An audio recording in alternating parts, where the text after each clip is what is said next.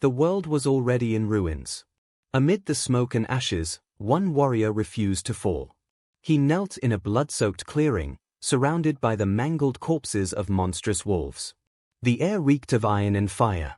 This wasn't a fight to win, it was a struggle just to keep breathing. With a shaky breath, he pushed himself up, every movement a war against his own body. A crimson aura flickered to life around him, his blade pulsing with a dull, furious glow. He was battered, bleeding, and barely standing, but not defeated. Then came the sound. Low growls from the burning forest's edge. 2 more wolves emerged from the smoke, eyes glowing with a vicious purple light. Their snarls rippled through the silence as they stalked forward, eager to tear apart the last survivor. He didn't back down. He stared right into their glowing eyes, his own blazing gold in defiance. Blood streaked his face, his body trembling, but his stance never wavered. His voice cut through the air like steel. "Who's next?" The beasts lunged. A surge of dark energy erupted around him as he moved, faster than the eye could follow. The first wolf's leap met nothing but air as he sidestepped, blade already swinging toward the second. The sword flashed red, slicing through the creature's open maw. The sound was brutal, steel against bone, followed by an explosion of blood that painted the ground crimson once more. But there was no time to breathe. The second wolf was already upon him, claws tearing into his back, teeth sinking deep into his arm. Pain ripped through him. His body faltered, his grip slipping. The beast roared, lifting him effortlessly and flinging him across the clearing. He hit the ground hard, the impact echoing through the dead woods. Dust and blood filled the air as he tumbled to a stop, motionless for a moment. The wolf raised its head and howled, triumphant against the burning sky. It thought the battle was done. But then, through the haze and pain, the warrior moved. Slowly, unsteadily. He pushed himself up, eyes still glowing gold. The fight wasn't over. Not yet. He forces himself back to his feet, his arm shredded and bleeding. The sword trembles in his grip as he lifts it for one final strike. Every drop of strength left in him burns out in that desperate motion, a single, brutal swing. Steel slices through flesh. The sound is sharp and final. The last wolf collapses. For a moment, there's only silence. He stands there, chest heaving, his sword buried in the ground to keep himself upright. The fight is over. His eyes drift to the small silver bell tied around his wrist. He manages a faint whisper, "Thanks." But as his gaze sweeps over the carnage, a dark thought settles in. This battle didn't prove him right, it proved her right. The fear she carried, it was real all along. And with that truth, the fire inside him fades. There's nothing left to fight for. Nothing left to hold on to. His world drowns in red. Then, light. A bright, sunlit hall replaces the blood and smoke. Laughter echoes through the grand corridors of an academy. A young man with messy brown hair throws his arms in the air, shouting in triumph. This is Ian Perkis, a third-year swordsmanship student, and right now, he's celebrating like he just conquered the world. Midterms are finally over, he yells, grinning ear to ear. I actually survived. Across from him, a girl with long, dark hair crosses her arms, unimpressed. Celine Haster, a second-year knight, gives him a flat stare. Relax, Ian. It's just midterms, she says. You still have the rest of your exams to fail. Before Ian can respond, another student laughs and slaps him on the back. Leto Einstein, also a third year and Ian's closest friend, jumps in. Come on, Celine, give him a break. He's just happy he didn't die of stress this time. Ian grins proudly. See? At least someone appreciates my effort. Sure, my swordsmanship isn't great, but my footwork and horse riding totally saved me. Leto smirks. Right. With those skills, you'll make an excellent town guard after graduation. Ian gasps dramatically. Wow. Such support. Truly inspiring. He stretches with a groan. You two are lucky. Every test feels like it takes years off my life. Leto just shrugs. What did you expect? We're in the best academy in the Empire. It's not supposed to be easy. Ian narrows his eyes. Yeah, thanks for stating the obvious. Celine cuts in immediately. You're the one who started it.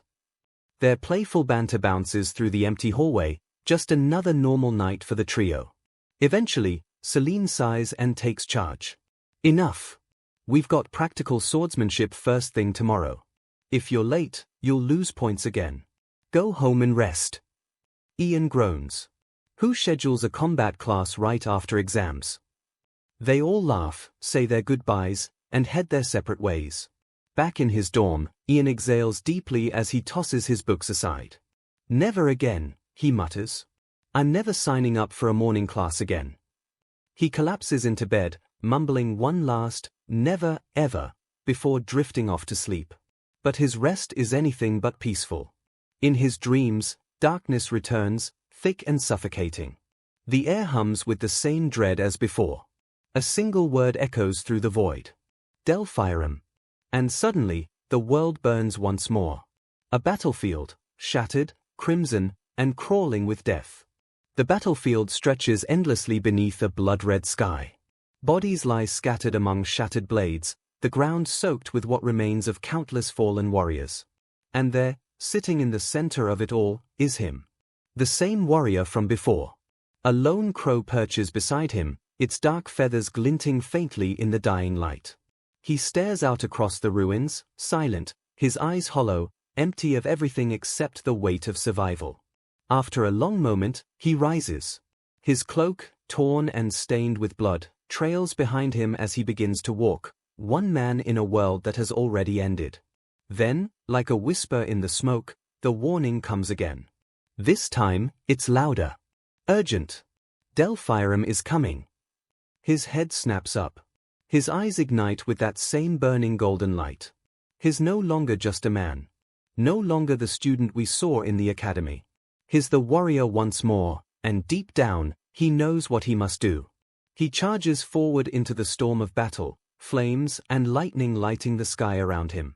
Fireballs explode, chaos reigns, and yet he runs toward it all, toward the threat that must be stopped at any cost.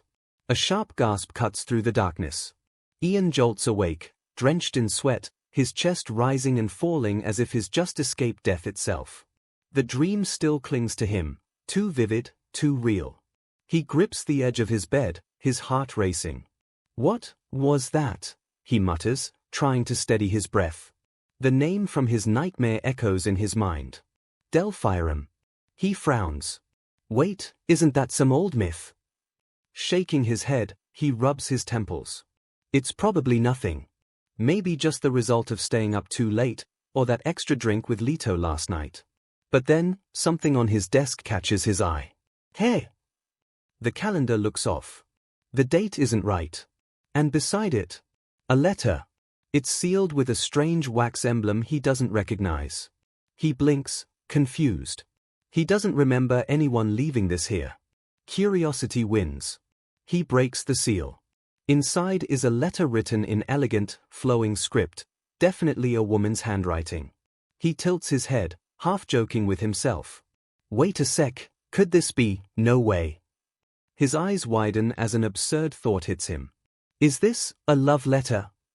A grin spreads across his face as his imagination takes off. He starts picturing every possible admirer, maybe that one girl from the swordsmanship class? Or the librarian with the shy smile. He hums happily to himself. He knows he's already running late for class, but how could he not read this first? He unfolds the letter and starts to read. At first, it sounds poetic, something about fairy tales, dreams, and names written in forgotten books. He nods, impressed. Nice handwriting, he murmurs. But then, certain words start to stand out. Fiancé. Hunting festival. Death. Nights. Practical class. His brow furrows. What? The tone shifts, beautiful words giving way to cryptic warnings. Each sentence makes less sense than the last. Ian's grin fades into a deadpan stare. He clicks his tongue in irritation. TCH. I've been pranked.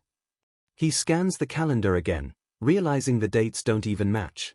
Whoever did this didn't bother being convincing. If you're gonna pull a joke, he mutters, at least do it properly.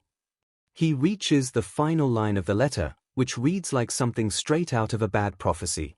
If the future isn't protected, the world will fall. Ian sighs, dragging a hand down his face. Seriously? That's it? What a letdown.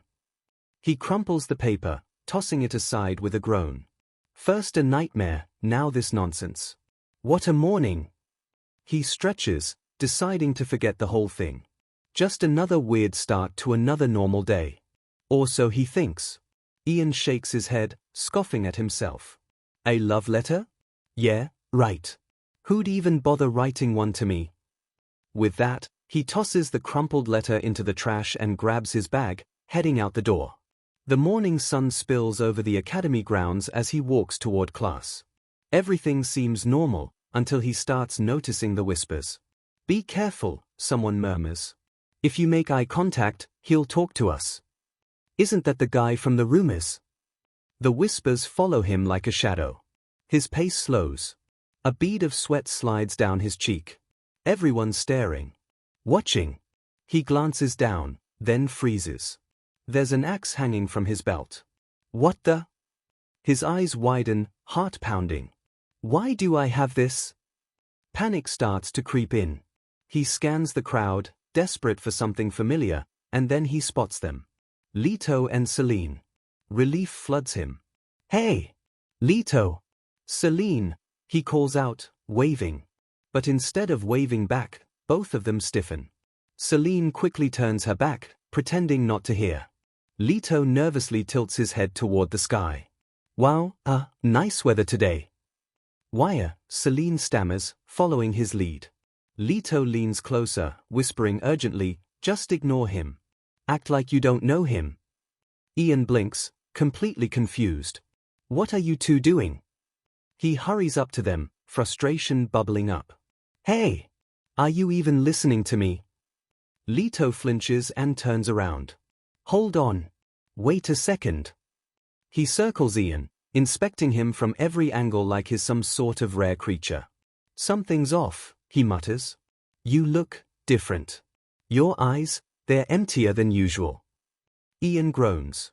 I'm not in the mood for jokes, Leto. Suddenly, Leto grabs him by the shoulders, his face lighting up with relief. Ian, you're back. The evil spirit that possessed you, it's finally gone. Ian blinks in disbelief. Evil, what? Leto pushes his face away with a disgusted expression. Don't get too close. You've been acting possessed all week. Ian just stares. All week. Celine stomps her foot, glaring. Don't tell me you don't remember, she snaps. You've been treating us like servants for days. Our reputation's in ruins, you jerk. She folds her arms, muttering through gritted teeth, if you hadn't threatened us with that axe, we'd have dragged you to an exorcist. Ian stiffens. Wait, axe. His gaze drops. The weapon gleams faintly at his waist, the same axe everyone's been staring at. He feels the color drain from his face. You mean, this one? Both Celine and Leto flinch, stepping back. W.O. Just keep it away from us. Leto blurts out, waving his hands defensively. I'm getting flashbacks already. Ian's mind spins. Possessed? Him? That's impossible, right? But then, flashes. A blue aura. His own reflection, cloaked in power that wasn't his. That nightmare. That battlefield. Could it all be connected? He forces a shaky laugh. Well, whatever it was, at least it's gone now, right? Celine exhales, relieved. Yeah. Thank the gods it's over, before another incident happened. Incident? Ian asks warily. Wait, what incident? Leto glances at him, his expression grim. You really don't remember? Ian shakes his head. Leto crosses his arms, letting out a low whistle. Well, you didn't just cause trouble this time. He pauses, letting the words sink in. You beat the top student of the second years. Ian freezes, his blood running cold. Ian's blood runs cold. The top student of the second years, the youngest aura user in the entire academy, the one everyone calls the monster swordswoman. A name flashes in his mind like a nightmare. Syria Yadina. His stomach drops. Wait. I beat her? You're joking, right? Celine just stares back, completely unamused. Why are you so shocked? You hospitalized her. For an entire week. Ian's face drains of color. What kind of evil spirit could even do that? He rubs his temples, trying to process. Okay, but what am I supposed to do now? Celine sighs, exasperated. I'm talking about swordsmanship class, genius. She pauses, and delivers the blow that nearly stops his heart. You're facing her again today. Time stops. The world around him fades into silence. And then, he sees her. A flash of silver hair glinting in the sun, her sharp gaze locked on him from across the training grounds. Reality hits him like a hammer.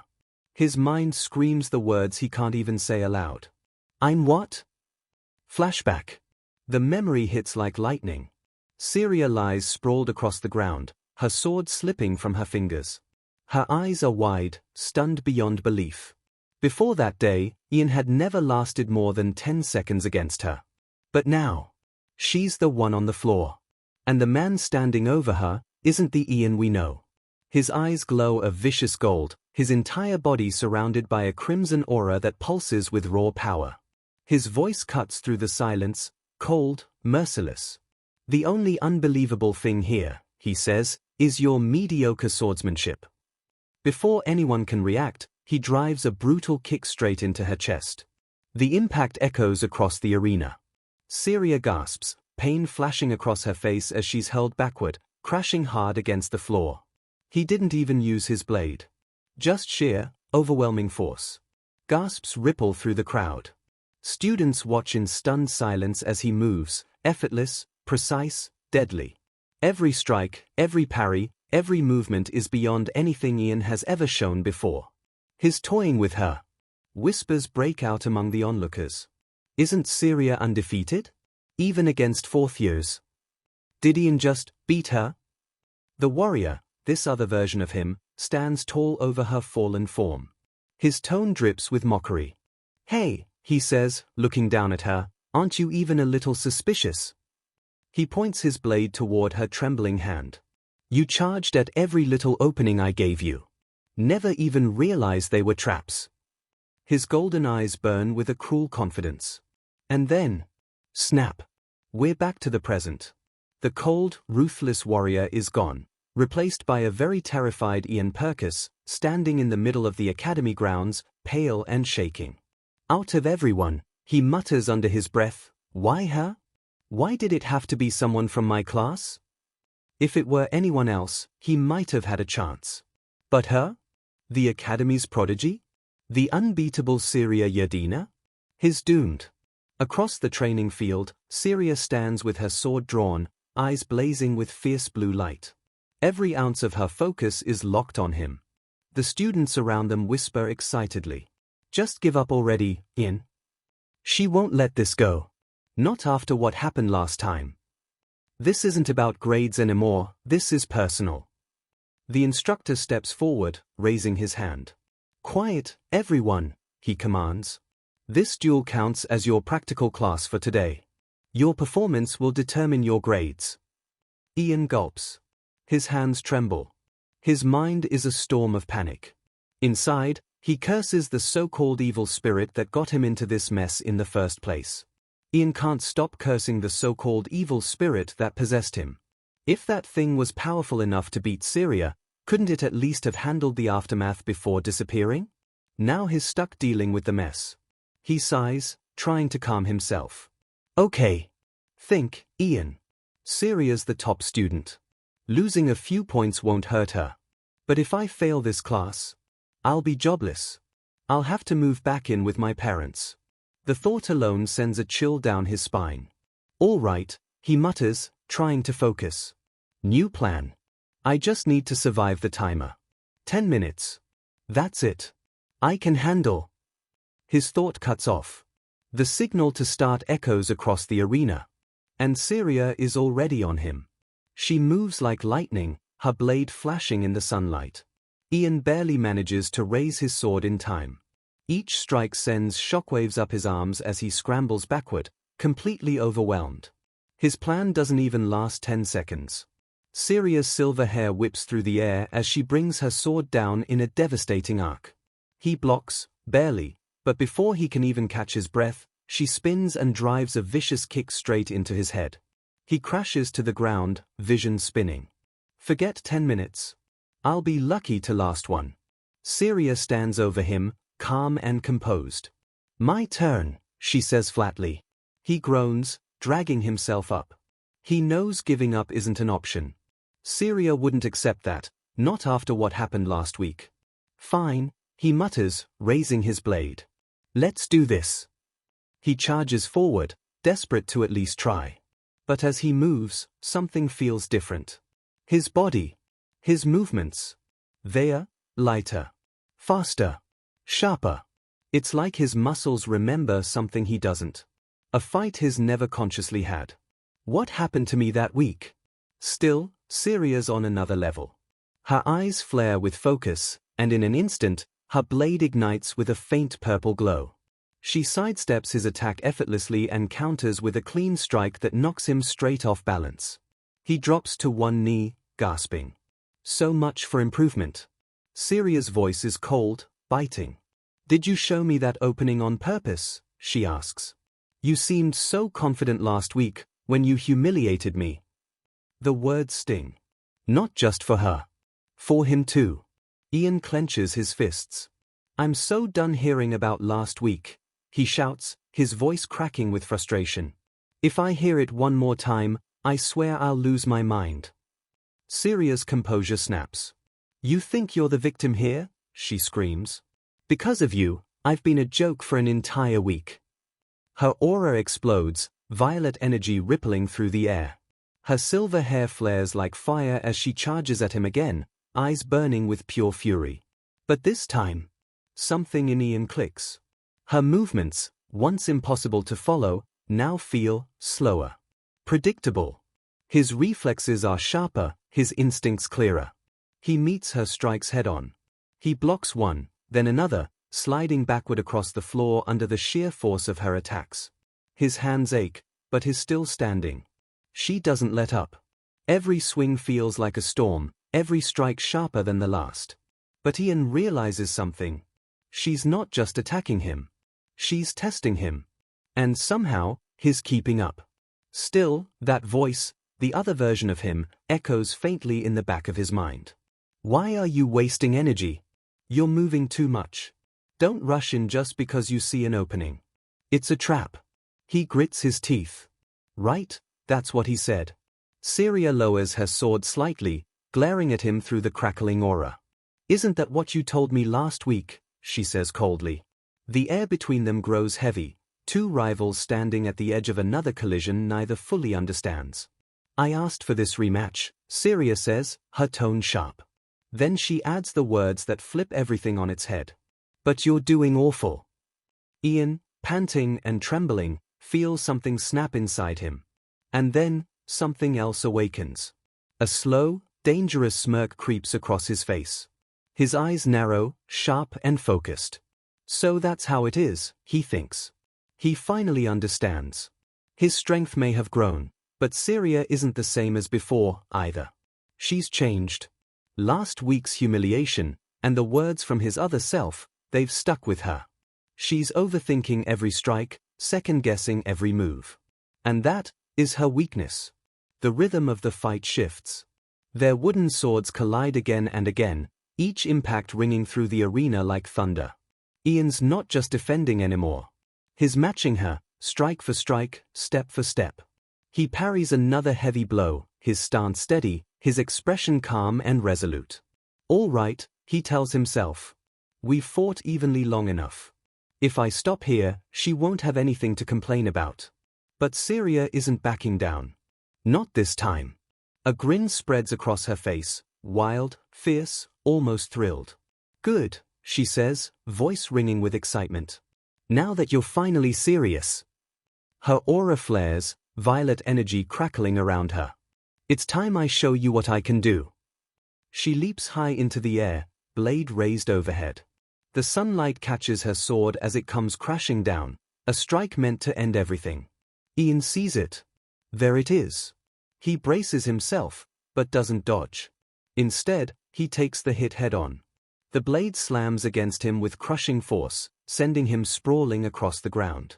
The professor's voice cuts through the tension. 5 seconds. If he doesn't stand, Syria wins. Flat on his back, Ian stares up at the sky, breath ragged. This is ridiculous, he thinks. The most unbelievable day of my life. Still, there's a faint sense of relief.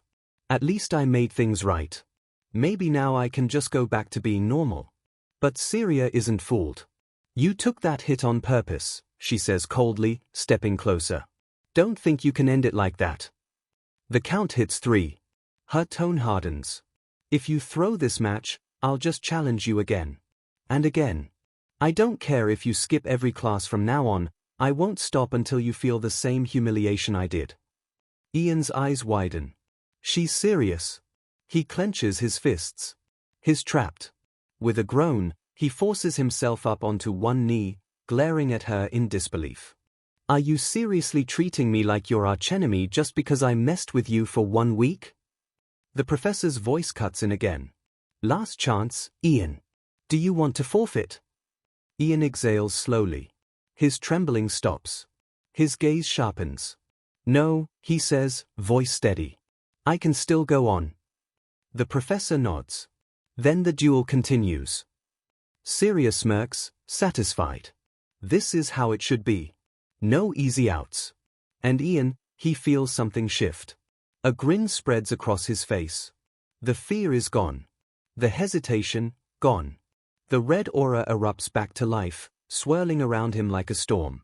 His golden eyes ignite once more, burning with lethal intent. He straightens, his voice low, cold, and certain. I'm going to rip that shitty pride of yours to pieces again today. Syria's expression hardens. She tightens her grip on her sword, then charges. Her aura explodes outward, the ground cracking beneath her feet. She drives her blade forward with every ounce of strength she has left, a single, decisive strike meant to finish him. But Ian doesn't flinch. His gaze follows every motion, every shift in her stance. He's not reacting anymore. He's anticipating. Their blades meet. And the sound is deafening. Syria's eyes widen, stunned. Her sword is locked in place, her momentum completely stopped. No way, she whispers, disbelief flooding her voice. With a move so fast it blurs, Ian catches Syria's blade with his bare hand. Stopping it cold, just inches from his face. The air crackles. Sparks dance along the steel. He twists his wrist, and the sword slips free from her grasp. In an instant, she's disarmed. Ian steps in close, his own weapon leveled at her throat. His voice drops low, steady, dangerous. Got you, he says. Then, with a faint smirk, we're back at the turning point. His tone is calm, cold, unshakable. He's made up his mind. He's not running anymore. Not from her. Not from what happened. He'll tear down that pride of hers again, if that's what it takes. Then, snap. We cut back to the real Ian. His eyes widen in shock. That last move, he didn't think. His body just moved. He saw the exact path of her sword, every motion, every opening. And dodged without hesitation. What was that? Even Syria looks stunned, frozen for a second. But she quickly regains her composure, her jaw tightening. She refuses to lose her focus again. Ian steadies himself, regaining control.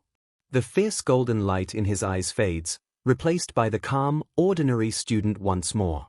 He raises his practice sword. Come at me, he shouts. Syria doesn't hesitate. She lets out a sharp cry and charges. I'll destroy your pride completely. Her sword ignites with brilliant blue aura, the energy flaring wildly around her. She swings again and again, furious, precise, relentless. But something's changed. Ian can see it all. Every swing, every movement, he can read them. The angle of her blade. The rhythm of her breathing. The tiniest hesitation in her stance.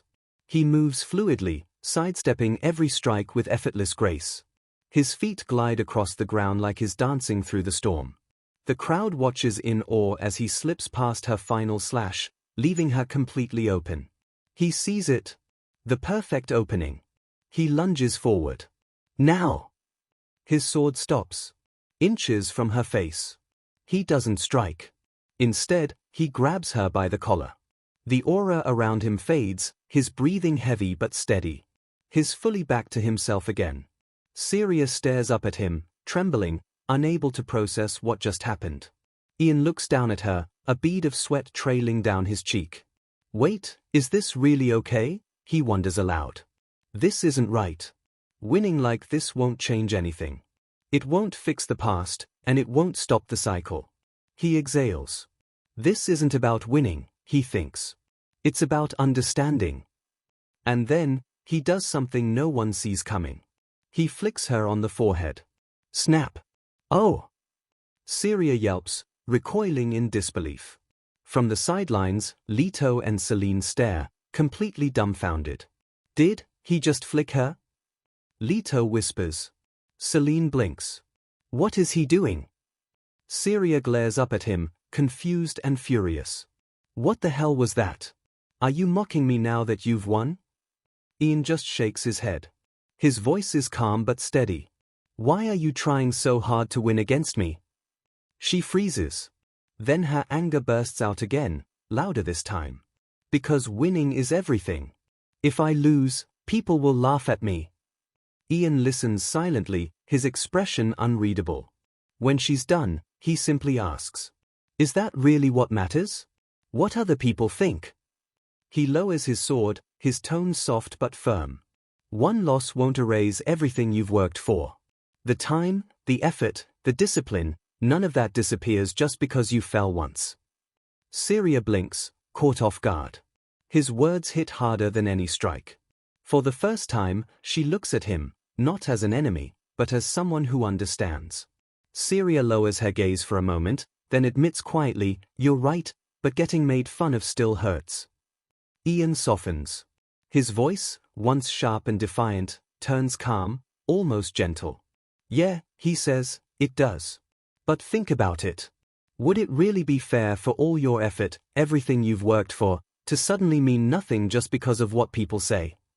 A small smile tugs at his lips, this time, a genuine one. I've been losing ever since I came to this academy, he continues. So, believe me when I say, don't waste your time worrying about what others think. Their words aren't worth your strength. Syria stares at him, stunned by his sincerity. His words sink deep, shattering the wall she'd built around herself. All this time, she'd been convincing herself that her sword, her pride, was worthless. But now she sees it. The effort, the discipline, the belief that shaped her skill, none of it was ever meaningless. A faint but sincere smile forms on her face. I've learned a lot, she says softly, her tone filled with newfound respect. She stands tall again and bows formally. Thank you very much. The crowd erupts. Students shout and cheer, disbelief rippling through the arena. Ian won. He beat the second year's top student, again. The professor's booming laugh fills the air. Ah, to be young, he exclaims, his eyes gleaming with pride. The winner of this match, Ian Purkis. As the cheers echo, Syria makes her silent vow. From this day on, she'll walk her own path, no matter what anyone says. Ian, meanwhile, exhales deeply as he leaves the arena. His steps are heavy but peaceful. Finally, he thinks, maybe this chaos is over. Behind him, Syria watches in silence, a small, genuine smile playing on her lips. She's no longer the same person she was before the duel. Ian grins faintly. Handled, he mutters to himself. But as we all know, things never stay that simple. The next day, the entire academy is buzzing. Whispers chase him through the courtyard. Hey, look, it's him. The rumored Ian Purkis. Is it true he took down Syria Yadina twice? Ian groans internally. Great. He knows the truth, he only won because Syria was distracted, still shaken from what happened before. His own skills are painfully average. So why does it suddenly feel like everyone expects him to live up to some legendary status? He ruffles his hair with a sigh. What the hell did happen during that week? I can't remember.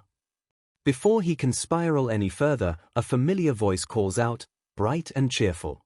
Ian. Over here. Celine waves at him from across the path. Leto pops up beside her, pouting. Hey! Don't ignore me too. Ian walks over, already exhausted by their energy. You two are loud, even in the morning, he mutters. Anyway, I still have no clue why I got possessed in the first place. Celine shrugs. Relax. The saints from the cathedral said you're fine, didn't they? That means you are fine. Ian sighs. Even if that's true, there are still weird rumors about me everywhere. Leto chuckles, waving it off. Who cares about rumors? It's not like they are bad ones. He grins and nudges Ian's shoulder. Before, everyone saw you as just some low-ranking noble. But not anymore. Now they are terrified of you. Celine crosses her arms with a huff. It used to annoy me when people said you had a nice face but weren't attractive because you were from the countryside. Leto's eyes sparkle. Wait, hold on, that means people did think he was attractive. Celine immediately stomps on his foot, cutting him off with a glare. Don't get ideas. Then she looks back at Ian. Anyway, thanks to your new reputation, even the high-ranking nobles have stopped treating us like dirt. They're scared you'll crush them.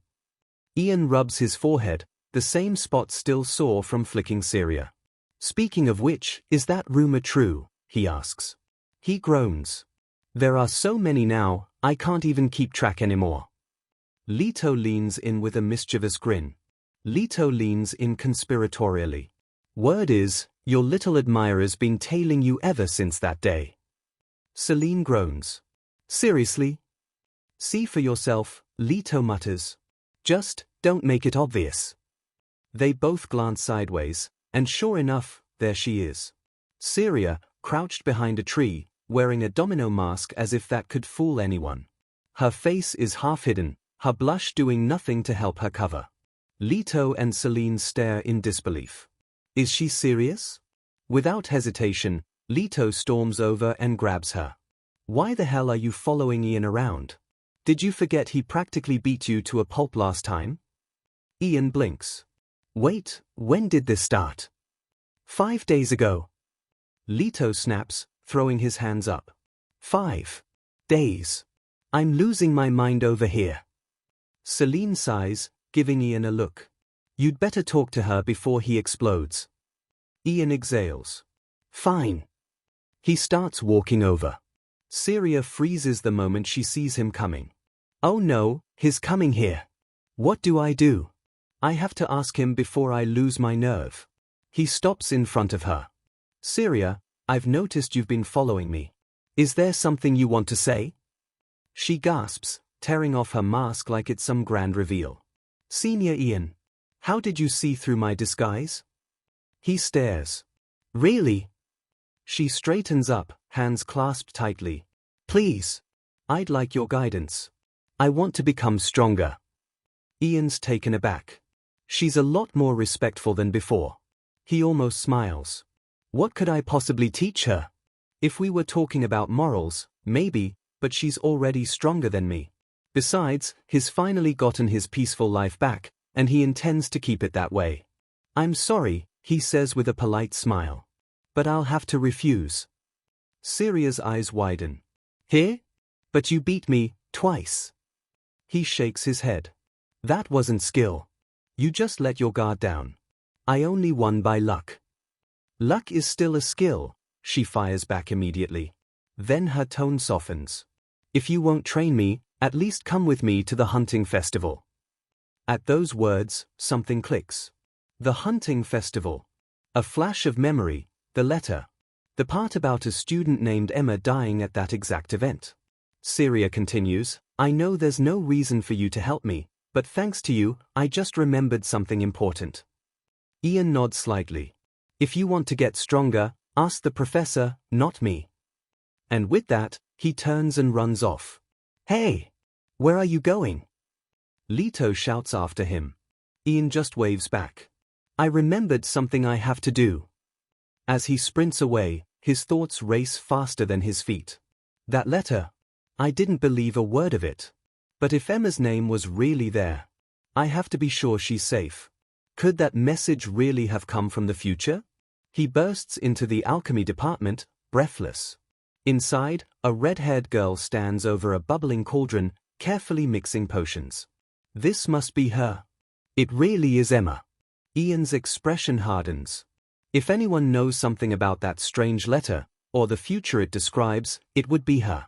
Outside, the sun beams over the academy training grounds, bathing the field in calm light. The air feels peaceful, a sharp contrast to the fierce duels that had taken place not long ago. In the middle of the arena, Syria trains relentlessly. Her sword cuts through the air in blinding arcs, surrounded by a vibrant blue aura. Professor Derek watches from nearby, arms crossed and a rare smile tugging at his lips. You're improving fast. Keep this up, and you'll have a balanced aura before the hunting festival. Syria lowers her sword and bows. Thank you, Professor. Derek chuckles, shaking his head. Never thought I'd see the day you came to me for help. Syria brightens instantly, eyes shining with pride. It was Senior Ian who told me to ask for your guidance.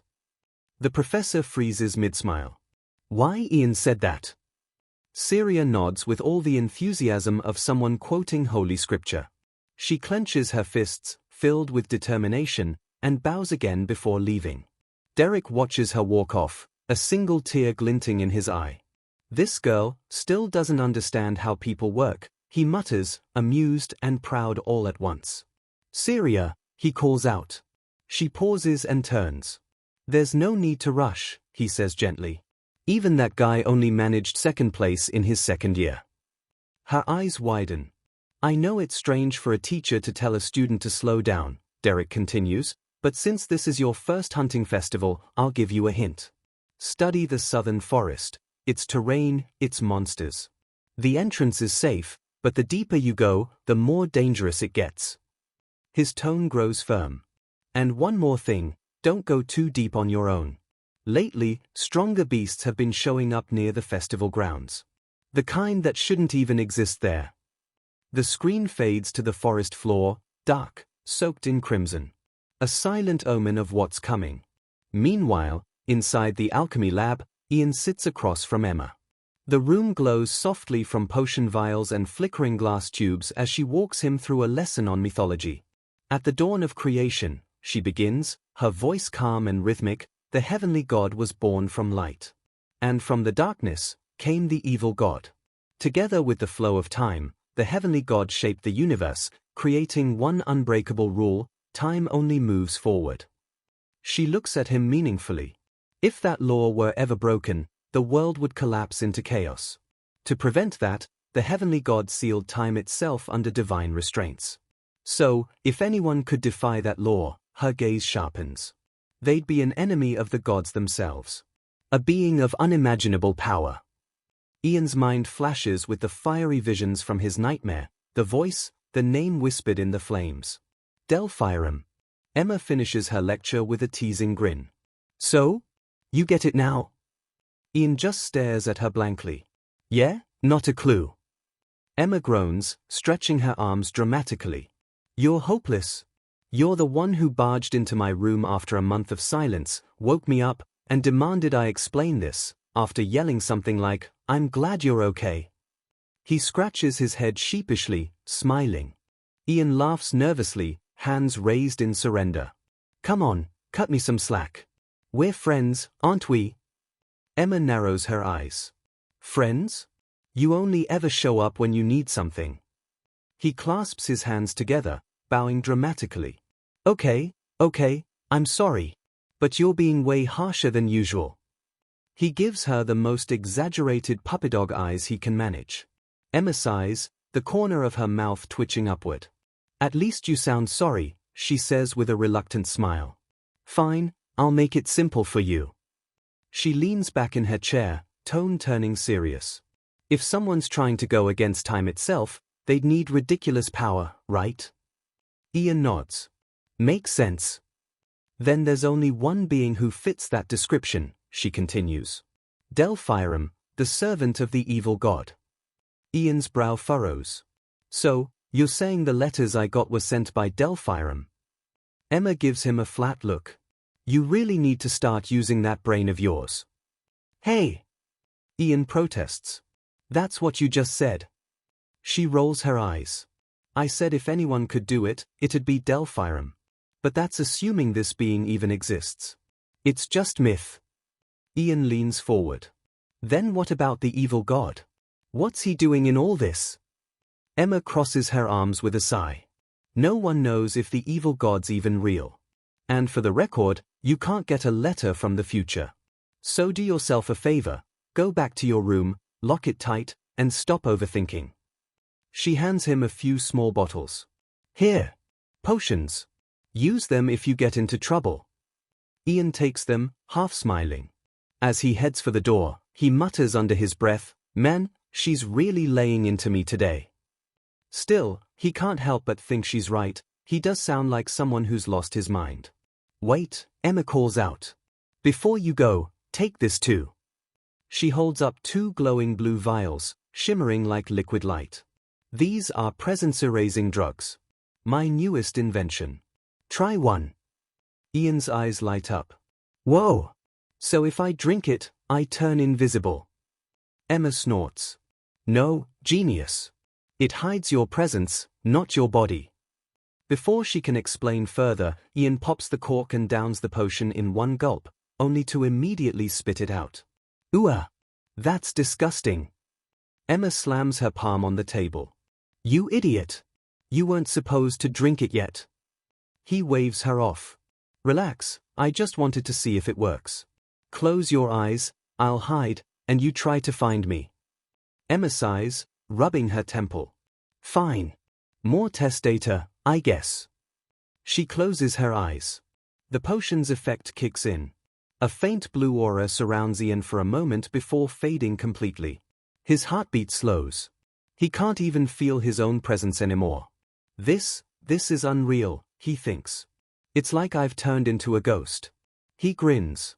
If I stay quiet, there's no way she'll. Before he can finish the thought, Emma spins around and grabs his wrist in one clean motion. Got you. Ian's eyes nearly pop out. How? How did you even? Emma smirks. Easy. The potion erases your presence, not your scent. You still smell like you. He freezes, horrified. My odor. Emma nods matter-of-factly. Ian slumps in defeat, silently wondering if everyone has their own unique scent they can't notice themselves. I need to fix this, immediately. He grabs the second vial from the table. Good luck with your experiments, Professor Emma. You're terrifying, by the way. As he walks off, shaking his head, he mutters to himself, why was I even worried about her? She's way too strong for her own good. Ian gives Emma a small nod. Good. I just needed to make sure you're okay. Before leaving, his tone shifts, calm, but serious. Listen, don't go into the forest alone until the festival's over. And if you really have to, call me first. Word is, the monsters have been acting weird lately. Emma tilts her head with a faint smile. Is that so? Well then, sounds like the perfect time to put you to work.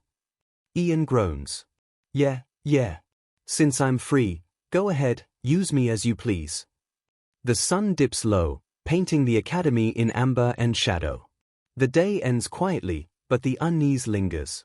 That night, Ian sits on his bed, the mysterious letter spread open before him. The flickering lamplight dances across the words. Damn it, he mutters. Who the hell keeps sending me these? He tosses the paper aside and falls back onto his bed. He's checked on Emma, she's fine. Everything should be fine. Or so he thinks. The door slams open. Leto storms in, fuming. Hey! Where did you disappear to earlier? I had to calm Celine down myself. Ian sits up, startled. Hey! Leto gets right in his face. Do you have any idea how much Emma teased me because of your stupid letters? Ian blinks, confused. Letters? Wait, so you went to see Emma? How's she doing? Leto throws his arms in the air. Forget it. I'll just say you got me this time. But if you come running next time saying someone's gonna die again, I'm not playing along. That's too much. Ian frowns. I asked you how Emma's doing. Why are you rambling? The words from the letter flash through his mind again.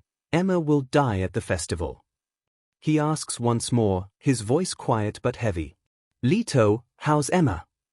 Leto's anger fades instantly. His eyes drop to the floor. Of course she's fine, he says softly. But as the words leave his lips, a chilling image forms, Emma's body drenched in blood, surrounded by a dark, swirling aura. Her lips curl into a faint, haunting smile. Leto's voice echoes in Ian's mind. How could she not be? The truth is far darker than any prank. A bell tolls. The camera shifts. The grand cathedral of the holy nation, its spires stretch toward the heavens, bathed in holy light. A place meant for peace and miracles.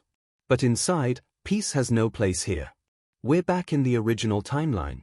Emma lies motionless on a grand bed, her skin pale, the soft glow of healing magic washing over her, but it's not enough. A calm, ethereal voice murmurs, Emmanuel, may God be with you. A ritual blessing, but hollow against the weight of the moment. The speaker is the saintess, a woman whose serene presence commands the room. Her violet eyes are sharp, unwavering. Ian and Leto stand before her, grim and silent. Ian's voice trembles. We found her at the forest's entrance. The scouts think it was a monster. The saintess folds her hands. That area rarely sees monster activity. She must have let her guard down. Her tone is steady, but cold. She's only alive because she drank a potion that made her appear dead. Any later, and even that wouldn't have saved her. Ian steps forward desperately. Then please, your divine power, can it save her? The saintess looks down at the still figure on the bed. Her expression doesn't waver. Divine power is not omnipotent, she says quietly. To perform a miracle, an offering must be made. The offering must be something of high value, the saintess says softly. Ian's eyes widen. But, she's an alchemist's daughter. They don't have that kind of wealth. The saintess shakes her head. It's not about money. The offering isn't material, but it's not something a low-ranking noble can easily provide either. Her words hang heavy in the air. I'm sorry, she continues gently, but you should prepare for the worst. She folds her hands in prayer. Her father will arrive soon, and it will be difficult to explain everything. You should return to the academy. Leave her to us. But Ian doesn't move. His voice is firm, steady. No. I'll stay. The saintess studies him quietly. I was the last person to see her, he says, his jaw tightening. If someone has to tell her father, it should be me. Leto lowers his gaze, unable to speak. The saintess's expression softens with faint pity. This is not anyone's fault. Do not burden yourselves with guilt. She lifts her hand, offering a final blessing. May you find peace of mind. Then she turns back toward the bed, whispering once more, Emmanuel. Outside, Leto slams his fist against the marble wall.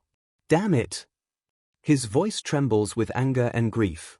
Why did a monster show up at the entrance of the forest? She could have escaped. Ian says nothing. He stands still, his heart sinking under the weight of guilt. A piercing cry breaks through the silence. My daughter! They turn. Emma's father stumbles down the hall, his face pale with dread. Ian freezes, a single tear slipping down his cheek. The man grabs him by the shoulders, his voice shaking. Please, tell me what happened to my Emma. You know her, don't you? You were with her. He drops to his knees, overcome with grief. Please, young master, let me see her face. Just once. But even that, the church forbids. For hygienic reasons, they say. Not even her father is allowed to see her. And just like that, everything fades. We return to the present. Leto stands beside Ian, his eyes distant. If only we'd had the power, he murmurs. Or the money for the offering, maybe things could have been different. But they hadn't. Just small, countryside nobles with no influence, no leverage, only hollow words of comfort to give a grieving man. The priests are doing their best, they told him. Lies to fill the silence. Now, in the quiet of the academy courtyard, Ian approaches Emma's father. He holds out a small vial, the faint blue glow of her presence-erasing potion. She gave this to me yesterday, he says softly. It was her newest creation. You should have it, her final achievement. The man stares at the potion, then at Ian. His hands tremble. No, he whispers. You keep it, young master. He grips Ian's cloak tightly, tears streaming down his weathered face. Just promise me one thing, please. Don't ever forget her. Don't forget my Emma. Ian can barely breathe. The guilt presses down like a weight he can't lift. Was there really nothing I could have done? The question burns in his mind. And the answer, silent, merciless, is no. He could have prevented this. He should have taken the letter seriously. Given her a clearer warning. Anything. He didn't know if the message came from the future, or from some delusional prankster. But deep down, he'd felt something that told him it wasn't a lie. Now, standing alone in his room, the letter clutched in his trembling hand, Ian stares at the words once more. Words that had tried to save her. Ian's grip tightens around the letter. His decision is made. If that's the case, then I have to find Syria, the one who wrote this, and make sure none of it ever comes true. A fierce golden light flickers in his eyes as he folds the letter neatly and tucks it into his coat. That's when the door slams open. Leto bursts in, grinning ear to ear. Syria! Don't tell me you actually got yourself a girlfriend? You're not getting catfished, are you? Ian shoots him a sharp glare. What are you talking about? Leto laughs nervously, backing up a step. Wow, I never thought I'd live to see you interested in a girl. Ian grabs him by the collar. It's not like that. I'm looking for the person who wrote this letter. But her name's not in the academy records. Oh, Leto nods knowingly. So it's a fake name. Classic move. What kind of heartbreaker makes you this anxious? Ian's expression darkens. It's not like that, idiot. There's just something I need to ask her. Leto leans in, wiggling his eyebrows. Ask her. Right. You mean confess, don't you? That's the last straw. Bam. Leto goes flying across the room. Fine, fine, he groans from the floor. I'll stop. Ian exhales sharply. Good. Leto slowly gets up, rubbing his jaw. Anyway, moving on, Syria, here? Isn't that the name of a flower? Yeah, Ian says. That's why I don't know if it's real or fake. Could be a nickname, Leto muses. A lot of people up north use flower names. Maybe she's from there? At the mention of the north, Ian freezes. The north, the Yordina family's territory. He turns sharply. I'll ask around. But if it's someone from the north? Leto finishes his sentence with a smirk, pointing toward the window. Then there's only one person who fits that bill. And sure enough, there she is. Syria. Hiding, or trying to, behind a tree again, face pink, eyes peeking out shyly. Ian sighs. Of course it's her. She's the first person that came to mind, and the only one he knows from the snowy north. But if she really was the one who wrote the letter, why would she hide behind a fake name instead of just talking to him? He strides toward her, his patience already thin. You again? I told you to stop following me.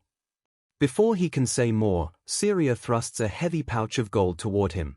This is compensation for your lessons, she blurts. Ian blinks. That's a ridiculous amount of money. When I asked for your guidance before, she explained softly, I realized it was bad manners not to offer anything in return. He shakes his head. You weren't being rude. And there's no way I can accept that much. But the real question burns on his tongue. Why are you so desperate for my help, anyway? Syria looks down, her cheeks still flushed. Then she lifts her head, eyes filled with quiet determination. Because I don't think there's anyone left who can teach me. Ian pauses, caught off guard. That kind of confidence, she only shows it to me? There's a lot you can learn from people you can't beat, she adds. He sighs, shaking his head. You don't need me. You're already doing fine on your own. But then, One phrase stops him cold. The hunting festival. Syria's voice is tense. If I miss this year's festival, I won't get another chance. Ian's eyes widen. The letter, it said that Syria also joined this year's hunting festival. The connection hits him like lightning. Syria clenches her fists. If I don't become stronger. Ian reaches out and grabs her hand, his expression hardening, all humor gone. He looks straight into her eyes, his voice low and steady. Ian holds Syria's gaze, his voice calm but firm. Syria, let's train together. He has to know. He has to find out if she is the one, if Syria is Syria. A few days pass. Their training sessions have become routine, but one thing is clear, he still hasn't figured out whether Syria wrote the letter. He has, however, learned a few other things. First, she has absolutely no social skills. The nickname the Rude Noble wasn't born from arrogance or cruelty, she's just terrible at talking to people. And second, Syria, he winces mid-spar, rubbing his arm. She doesn't understand the concept of rest. Apparently, high-ranking nobles like her train endlessly, relying on constant doses of healing potions to keep going. Syria is no exception. Ian finds her sprawled out on the ground, drenched in sweat, her breathing ragged. Are you okay? He asks, crouching beside her. I'm fine, she insists, voice shaky. One potion and I'll be good as new. Before she can move, he grabs her ankle gently, but she yelps in pain. See, he says flatly. You're not fine. Potions aren't miracle cures. They don't fix fatigue or joint strain. She blinks at him, almost confused by his patience. That's why you need to pace yourself, he continues, wrapping her ankle carefully. Otherwise, you'll just break down faster. For a moment, the only sound is the rustle of bandages. Then Ian glances up at her. By the way, he says, the other day you mentioned this year being your last chance. What did you mean by that? Why does it matter so much? Syria's expression hardens, her usual bluntness replaced by something heavier. There's someone in the 4th year I need to defeat, she says quietly. And even if she graduates, it won't end there. Ian pauses mid-rap. You could always challenge her after graduation. She shakes her head. No. The longer I wait, the less chance I have. He frowns. What do you mean? Her voice drops to a whisper. If I ever challenge the head of my family, I'll be exiled. Ian freezes. The head of your family? Don't tell me you mean. The image flashes before his eyes, an elegant, golden-haired swordswoman, radiating power and poise. Delphine Yordina, Syria says. My half-sister. The top student of the 4th year. When she graduates, she'll become head of the Yordina family. Ian's brows knit together. But you said you'd still have a chance after she graduates. Syria's eyes glow faintly, burning like frostlit fire. No. My only chance to face her is now, while we're still in the academy. Flashback. A younger Syria kneels in the dirt, battered and bruised. Her sword lies broken beside her. That's not fair, she cries. You changed the rules mid-duel. A tall figure stands before her, blonde hair catching the sunlight. Delphine. Her voice is calm, cutting. You lost because you failed to make a single ally. In this world, gathering allies is a skill too. The words pierce deeper than any wound. Syria knows it's true. Everyone in the Yordina family sides with Delphine. No one ever stood by her. Her single regret echoes through the memory, if only I had allies of my own. Back to the present. Syria sits quietly as Ian finishes wrapping her ankle. There, he says with a gentle smile. You should be able to move again soon. She looks at him, her eyes softening, her usual steel melting into something more fragile, something almost hopeful. A thought flickers in her mind, glowing faintly like the blue hue of her aura. If this person could be one of my allies. The idea takes root, warm, fragile, and dangerously hopeful. Syria's thought lingers. Maybe I should ask him to become my ally. The day of the practical exercises arrives. The academy grounds are alive with excitement. Today marks the beginning of one of the Empire's most celebrated traditions, the hunting festival, a grand event adored even by the Emperor himself. Under a golden sky, students gather from every department, their magic shimmering in the air, lightning crackling, shadows coiling, radiant holy light dancing between them. This isn't just a celebration. It's a contest of strength, a hunt to determine who can slay the most powerful magical beasts in the southern forest.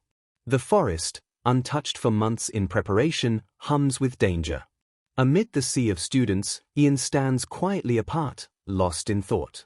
The letter said Syria would take part in this festival, and that Syria would become my fiancée during it. He still doesn't understand what that means, or how the two are connected, but the unease gnaws at him. Just then, Ian, let's go together. Celine rushes up to him, completely out of breath. He blinks, startled. Why are you in such a rush? She glares, pointing a finger at his face.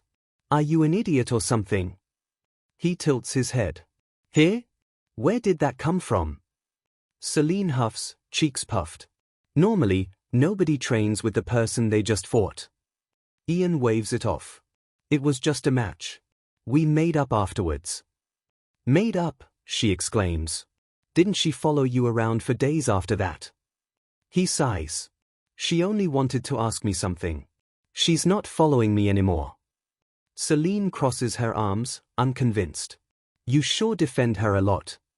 Ian sees she's not dropping it. He smirks. Before she can react, he grabs her cheeks with both hands, squishing her face. MMFF? Her muffled protest makes him chuckle. He leans in slightly, his expression calm. Did you change your perfume? Her eyes widen, her face suddenly red. What? And no. It's not perfume.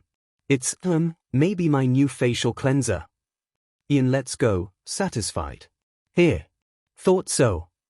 He's successfully changed the subject. Celine, still flustered, clears her throat. Anyway, what kind of practical training are we doing today? It's my first time. Probably forest exploration, Ian replies. Getting used to the terrain and environment. She glances toward the tree line. I just hope we don't run into any magical beasts. Ian's smile fades. Normally, we wouldn't. But the letter said otherwise. It warned that a magical beast attack would occur during the festival. If they respond quickly, they can save lives, but if not, people will die. He clenches his fists, his eyes glowing faintly with determination. I have to stop that from happening. No matter what. Only he knows what's coming. Only he carries that burden. A professor steps forward, tall, with long hair tinged a soft shade of violet. His voice carries across the gathering. Attention, everyone, he announces. Before we begin, I'll go over a few important reminders. The students quiet instantly. He pauses, glancing toward the forest beyond the academy walls. His tone turns grave. Many of you have already heard about the student who was attacked by a magical beast near the forest's entrance not long ago. He gestures toward the dense tree line, where shadows shift under the sunlight. The murmurs in the crowd fade. The professor's tone turns somber. The fact that magical beasts appeared so close to the entrance means you could encounter them as well, he warns. Stay alert. He gestures toward the forest, the canopy dense and shadowed. The trees here grow thick and close together. That means swinging your weapon carelessly could cost you. Always be aware of your surroundings. These creatures are born here, they move through this terrain as naturally as breathing. If you fight them on their terms, you'll be at a disadvantage. A confident student steps forward, drawing his sword. The blade glows with a faint red aura. The professor's gaze sharpens. He unsheathes his own sword, its aura erupting in a blinding crimson blaze. The energy crackles, swallowing the weaker glow entirely. If you were all sword masters capable of materializing aura like this, he says, raising the blade, then things might be different. He swings. In one effortless motion, trees fall in a wide arc, the earth trembling from the sheer force. The students gasp in awe. But remember, he continues, lowering his sword, no matter how strong you are, you can't ignore your environment. He points toward a thick tree trunk still humming with residual energy. In battle, the terrain can decide victory or defeat. For swordsmen, distance is life. He sheathes his sword, his voice carrying authority. That's why today's practical exercise will focus on adapting to the forest environment. You'll form pairs and move freely while training, but due to the recent incident, no one is to enter the central forest. If you sense danger, withdraw immediately and report it. Ian listens carefully. If a group of magical beasts shows up like the letter said, staying together will be key. But trying to rally everyone now, without proof, would only make him look paranoid. He knows he'll just have to wait, watch for the signs, and alert the professor the moment it begins. If it comes to a fight, I'll be ready, is snapped from his thoughts by a familiar voice. Ian, you'll team up with me, right? Celine beams at him, hands clasped, eyes full of expectation. He hesitates. Well. Before he can finish, a hand grabs his arm and yanks him backward. Syria? She doesn't hesitate. Let's team up. Celine stands frozen, like she's just been turned to ice. Ian doesn't even get the chance to protest as Syria pulls him straight into the woods.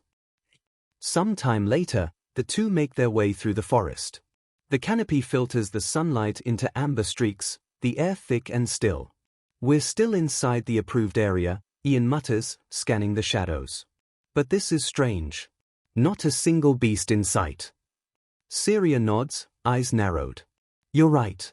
I haven't felt a single presence. It's too quiet. Ian knows she's an expert at detecting magical creatures. For even her to sense nothing, it's unnatural. Let's rest for a bit, he says. But don't drop your guard. Understood. They sit beneath the trees as the sun begins to set, painting the forest in a soft orange glow. Syria fidgets, clearly wrestling with something. Her hands twist together nervously, her face is flushed, eyes darting everywhere except at him. Finally, she blurts it out. May I ask why you wanted to team up with me? Ian turns to her, his face unreadable. Well, he says simply, because we're friends, right? Then, leaning slightly forward, his tone carries a quiet challenge. Don't tell me I'm the only one who thinks that. Syria freezes. Oh, I see. Then, after a small pause, her expression steadies. In that case, she says softly, in exchange for you becoming my friend. Syria hesitates for a long moment, her hands fidgeting in her lap. Senior Ian, she says shyly, since we're friends now, should I offer you something in return? Ian blinks, confused. Hey! She looks serious. Maybe gold. He groans immediately. No. That's not friendship, that's a transaction. Then what is friendship? She asks earnestly. He smiles faintly. It's simpler than that. Friends talk. They hang out. Go on walks. Just spending time together is enough. Syria's eyes soften. She seems to understand, or at least, she wants to. Then, she says quietly, since we're friends, can I ask you a kind of rude question? Ian nods. Sure. Her next words hit like a sudden strike. Are you doing this for your friend? He looks at her, startled. Is the reason we came this deep into the forest, she continues, eyes narrowing, because your friend was attacked here, and you want revenge? His expression darkens, half hidden in the fading light. I don't know, he mutters. She doesn't back down. Then why are you here? His fists clench, memories flashing like shards of broken glass, Emma's blood, Leto's helpless anger, the Saintess's cold words. I said, his voice rises, strained. I don't know. He exhales sharply, steadying himself. But it's not revenge. Turning toward her, his tone grows calm again, grounded. I came to find the magical beasts. That's all. Syria studies him, confusion flickering in her eyes. Is this what friendship means? She wonders. Is this what friends do for each other? Ian shrugs lightly. I don't know if it's something friends should do. It's just something that happens. Then he flips the question back on her. If you were me, if a magical beast attacked me, what would you do? There's no hesitation. Her eyes ignite with fierce resolve. I'd hunt it down. No matter what. Ian smiles faintly. Yeah. And that's exactly how I feel. Because she was my friend. Syria lowers her gaze, the meaning sinking in.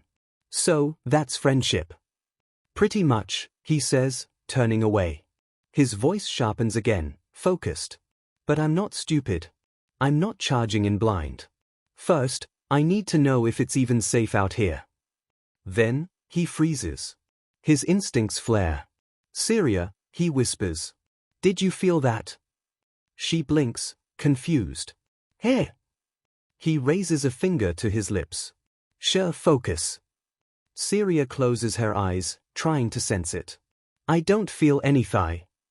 Her eyes fly open. Wait. Ian is already counting under his breath. 1, 2, 3. All around them, faint violet glows flicker to life. Dozens of them, scattered between the trees, surrounding them on all sides. Somewhere above, a scout crouched on a branch draws his bow, whispering to his partner, should we attack? Ian doesn't hesitate. No, we're retreating. His tone is sharp, strategic. There's no point in fighting. We need to warn the professor. He turns to Syria, who's tense but steady, her knuckles white around her sword. You ready? She nods once. Always. Good. Then, run. They break into a sprint, the forest erupting around them. Violet energy flares between the trees, and monstrous shapes burst from the shadows. The ground trembles as claws slash through dirt and bark. The world becomes a blur of motion, branches whipping past, roots snapping beneath their boots. Dozens of glowing eyes track them from every direction, closing in fast. Ian runs harder, lungs burning, heart hammering in his chest. Then he sees it. Behind them, towering over the trees, a massive silhouette emerges, cloaked in violet aura.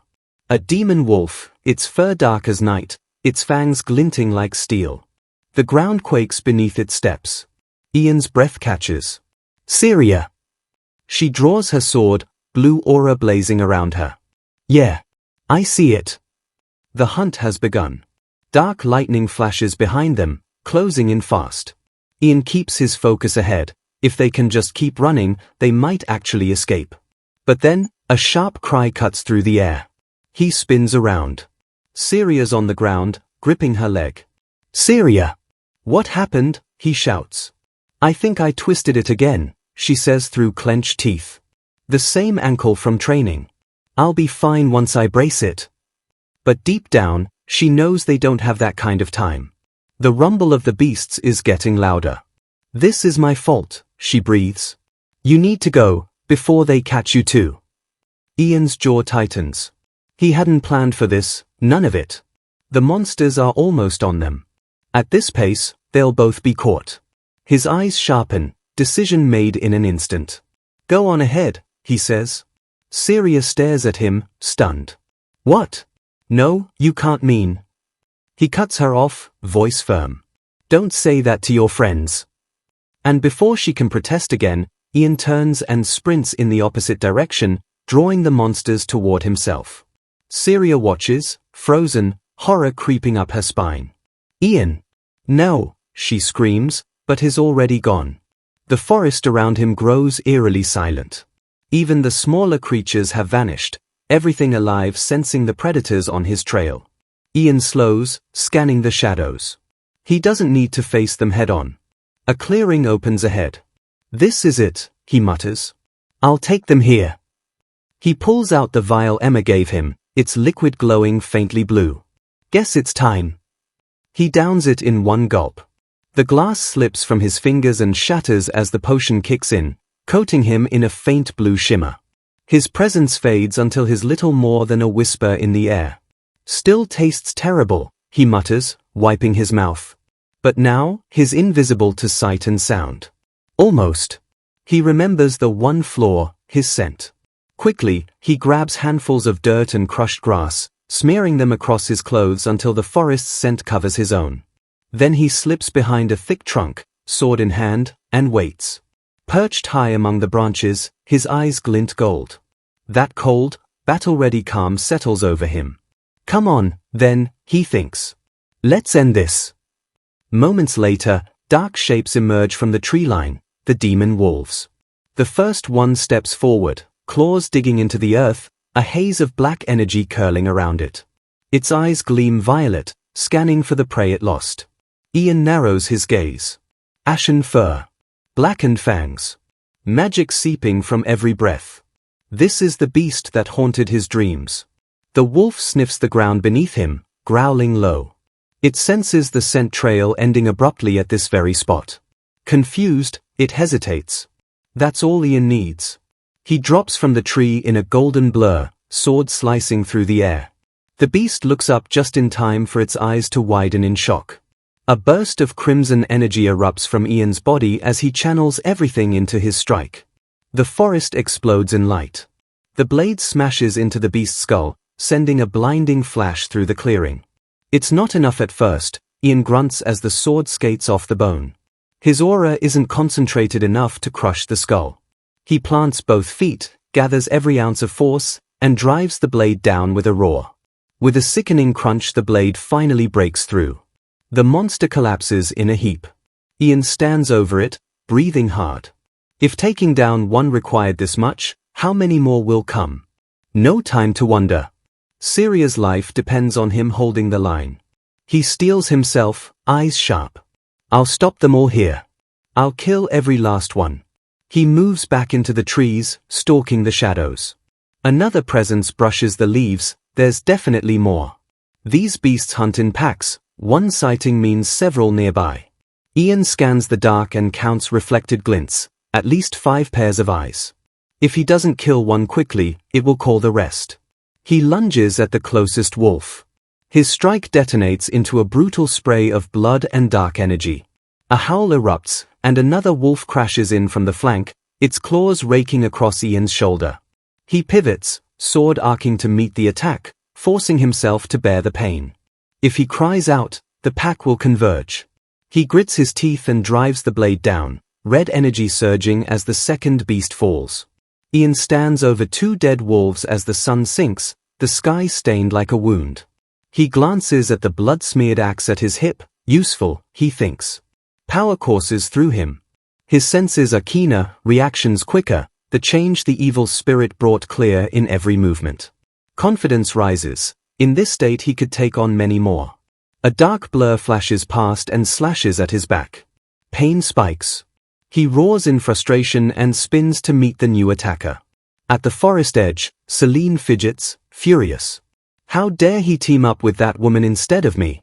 She kicks at the earth, imagining them together in the trees. Professor Derek and another student arrive then. The professor hurries over. Syria, what happened? He asks. Syria, still holding her ankle, answers between breaths. Demon beasts. There are a lot of them, and Ian stayed behind to protect me. Professor Derek's face goes serious. Stay put. Wait here. He looks toward the dark line of trees and speaks low, I'll save him.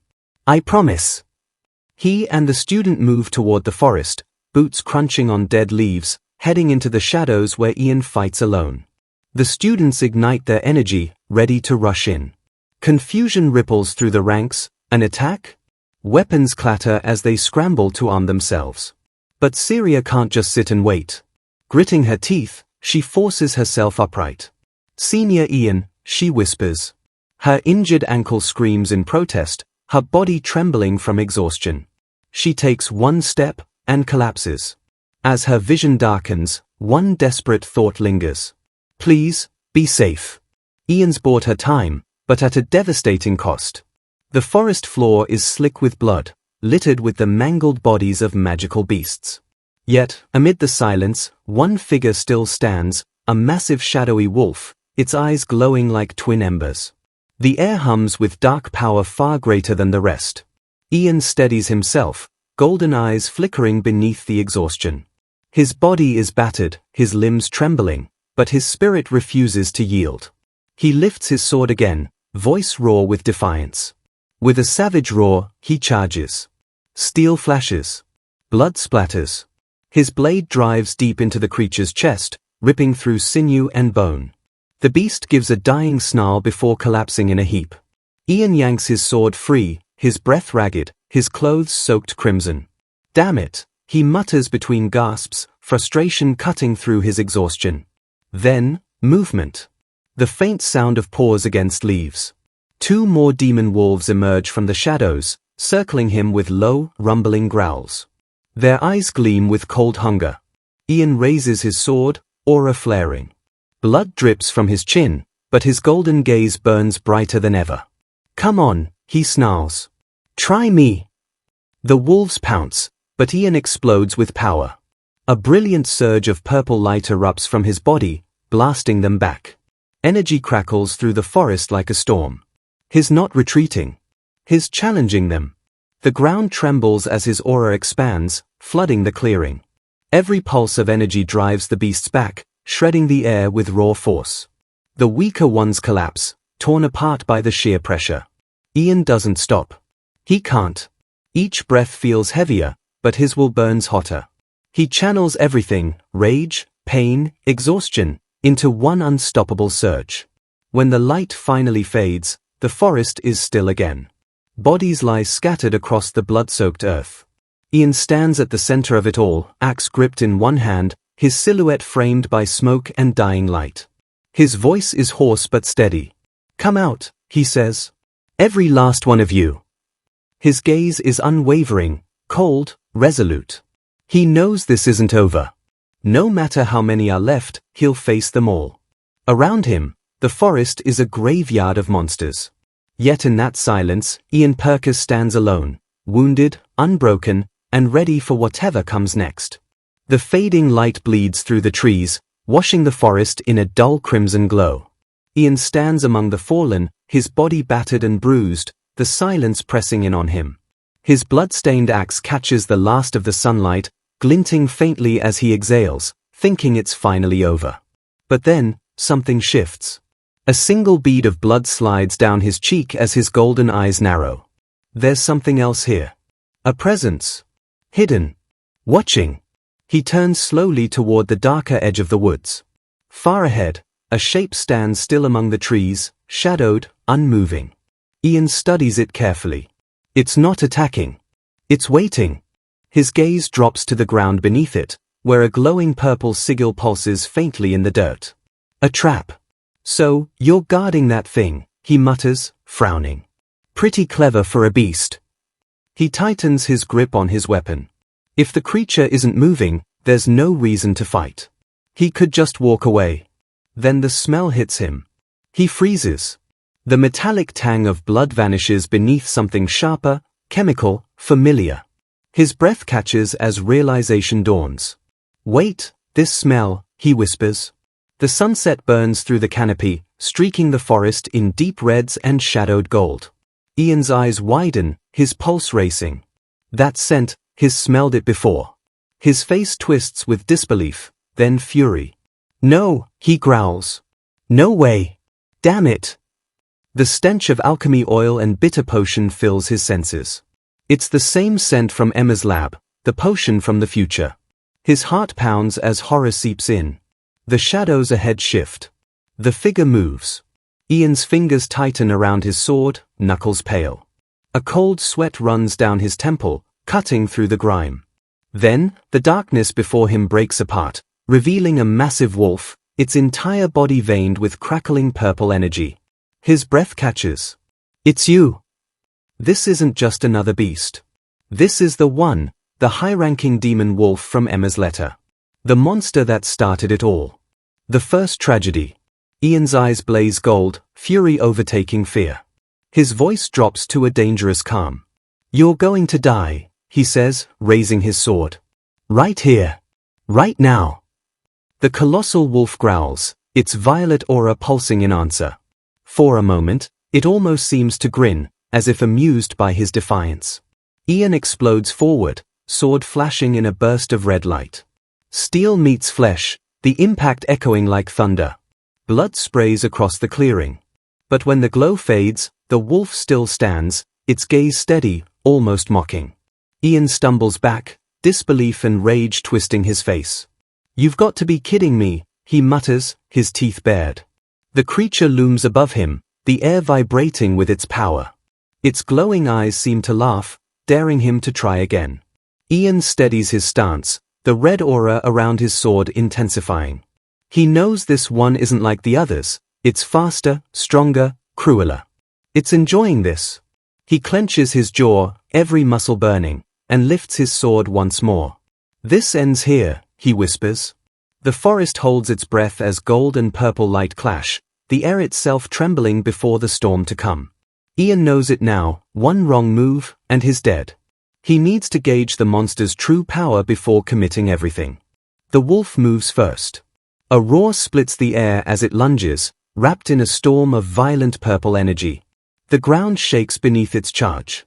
Ian reacts instantly, his body twisting with desperate precision. He ducks under its claws, sliding across the dirt as the beast tears through the space he just occupied.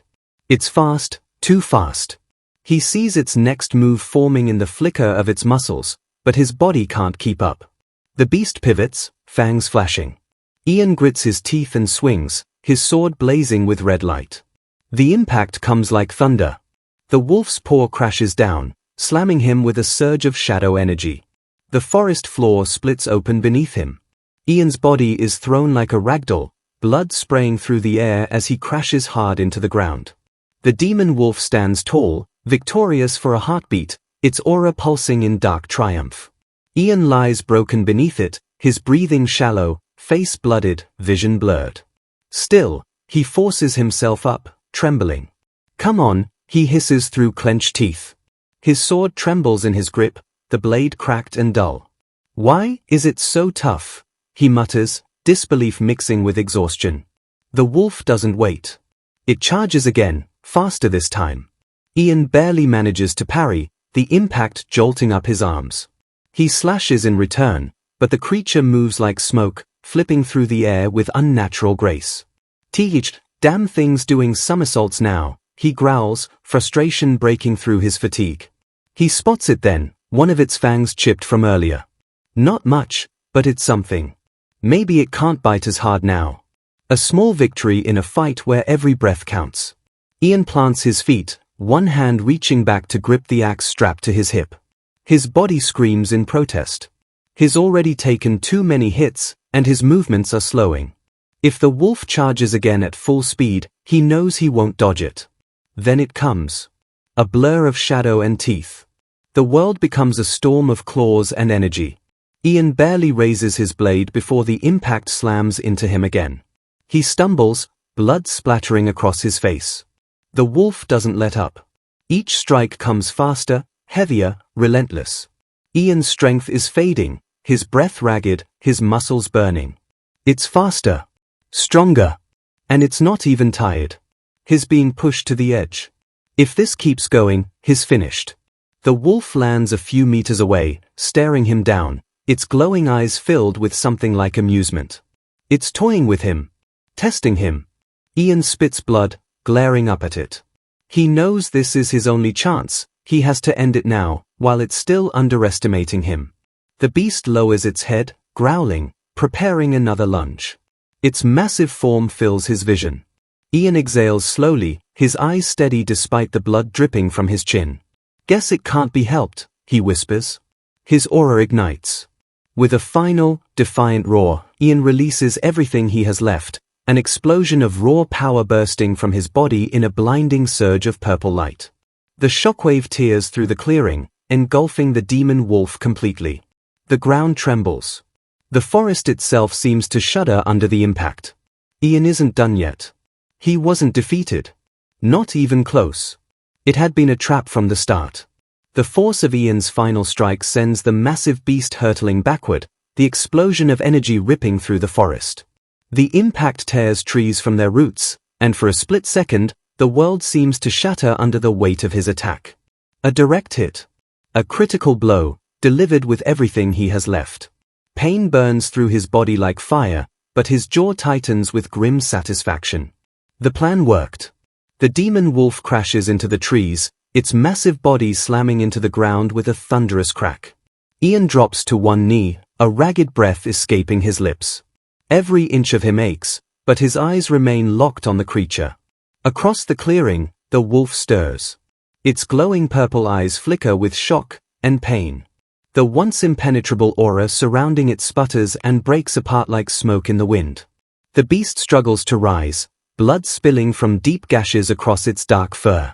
Ian watches it with narrowed eyes, his blooded face twisting between agony and triumph. The pain is unbearable, but he refuses to look away. The wolf lets out a low snarl, but it's no longer filled with the same malice. There's fear in its growl now, the realization that it's no longer the predator. Ian forces himself to his feet, his voice steady despite the tremor in his body. "You got arrogant," he says coldly. "You played with your prey, just like you did with Emma." A memory flashes through his mind, that same monstrous wolf, tearing into Emma in his vision of the past, savoring the kill before striking the final blow. Rage burns through him, sharp and cold. "That was your mistake then," Ian continues, voice rising. "And it's your mistake now." Blood drips from his hand onto the forest floor as he clenches his fist. His golden eyes blaze with fury and resolve. "That's why."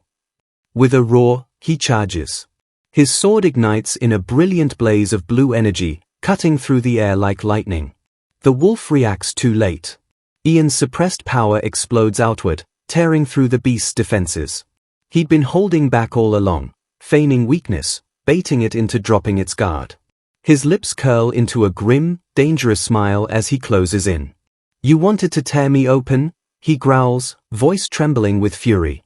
"Then you should have realized, you were the one about to be ripped apart." The blade connects.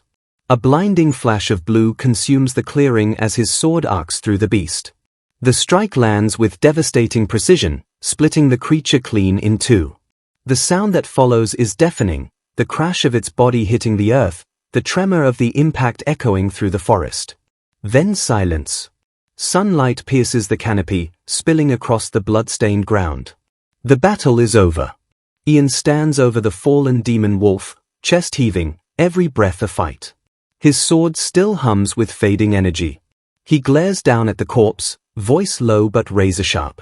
"You should have killed your prey when you had the chance," he mutters. "Instead, you played with them. You played with her."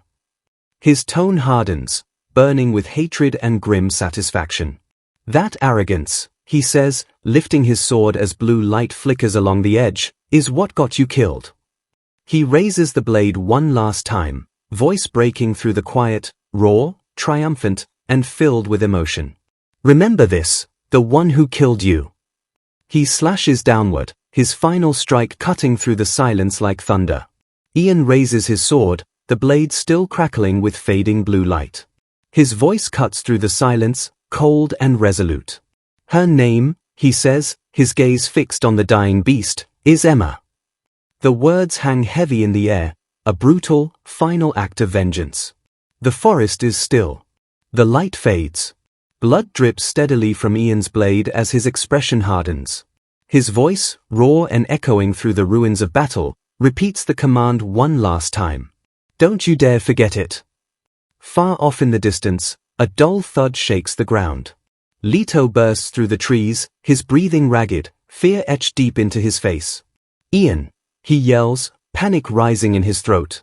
"Please, please be alive." His boots pound against the dirt as he pushes himself harder, eyes scanning the endless shadows. Then, an explosion of energy erupts from somewhere ahead. The forest floor shatters, sending rocks and debris flying skyward. Leto stops in his tracks, eyes wide with shock. That power, he recognizes it instantly. "Ian," he mutters. "That was him." Professor Derek moves swiftly through the forest not far behind, his steps measured and steady despite the chaos. He's been tracking two distinct energies, one human, one monstrous. Now, only one remains. When they reach the devastated clearing, the ground is scorched and littered with the bodies of slain beasts. Derek's expression hardens. "One presence was a beast," he murmurs. "The other was Ian." He follows the lingering trace of energy deeper into the woods. "Professor!" Celine's voice cuts through the silence as she runs up beside him, her face pale and desperate. "Where is he? Where's Ian?" Derek glances around the battlefield, his voice calm but firm. He's not here. But his aura, it's close. Celine's eyes dart around frantically, scanning the blood-stained forest. Then where? Keep moving, Derek says, already stepping forward. We'll find him soon. They press on through the wreckage, each fallen beast marking another step of Ian's brutal fight. The air still hums faintly with leftover magic. Then Celine gasps. Ahead, through the smoke and debris, she sees him. Ian! She sprints forward, her voice breaking with relief. The others follow, emerging into a clearing where Ian sits slumped atop the carcass of the massive demon wolf. His body is battered and blooded, his eyes half-lidded, but when he sees them, he smiles. A weak, tired smile. You guys made it, he says softly, then adds with a faint laugh, bit too late, though. His voice fades, the weight of exhaustion finally settling over him. Celine, Professor Derek, and Leto stop in their tracks, relief and disbelief mixing on their faces. Tears well in Celine's eyes as she stares at him, trembling.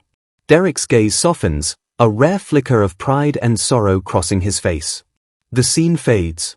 When Ian opens his eyes again, he's no longer in the forest. Soft light filters through high windows, warm and still. He's lying in a temple bed, bandages wrapped tight around his body. The scent of herbs lingers in the air. He blinks, the memory of battle flickering faintly behind his eyes. The saint's words echo in his mind. Professor Derek had carried him here after he collapsed. Ian lifts his hand, staring at the layers of bandages, and lets out a faint, tired smile. Guess I got lucky, he murmurs. The saint had told him it would be a while before he could walk again. Considering what he'd been through, that was more than fair. He lies back, letting his thoughts drift. His gamble worked. He'd avenged Emma. But the victory feels hollow. No matter how much he fought, it wouldn't bring her back, not the Emma from before. A quiet sadness fills his chest. He recalls Professor Derek's words, that beast was young. Still immature. If it had been older, you wouldn't have made it out alive. Ian sighs softly. Guess I owe its arrogance for that one. Just then, a voice cuts through his thoughts. That's a pretty heavy monologue you've got going there. Ian startles, turning his head. Leto stands by the doorway, arms crossed, a familiar annoyed scowl on his face. You idiot, Leto says flatly. Ian frowns, his tone sharp despite the pain. I'm a patient, you know. If you're here just to pick a fight, get lost. Leto steps closer, his expression softening for just a moment.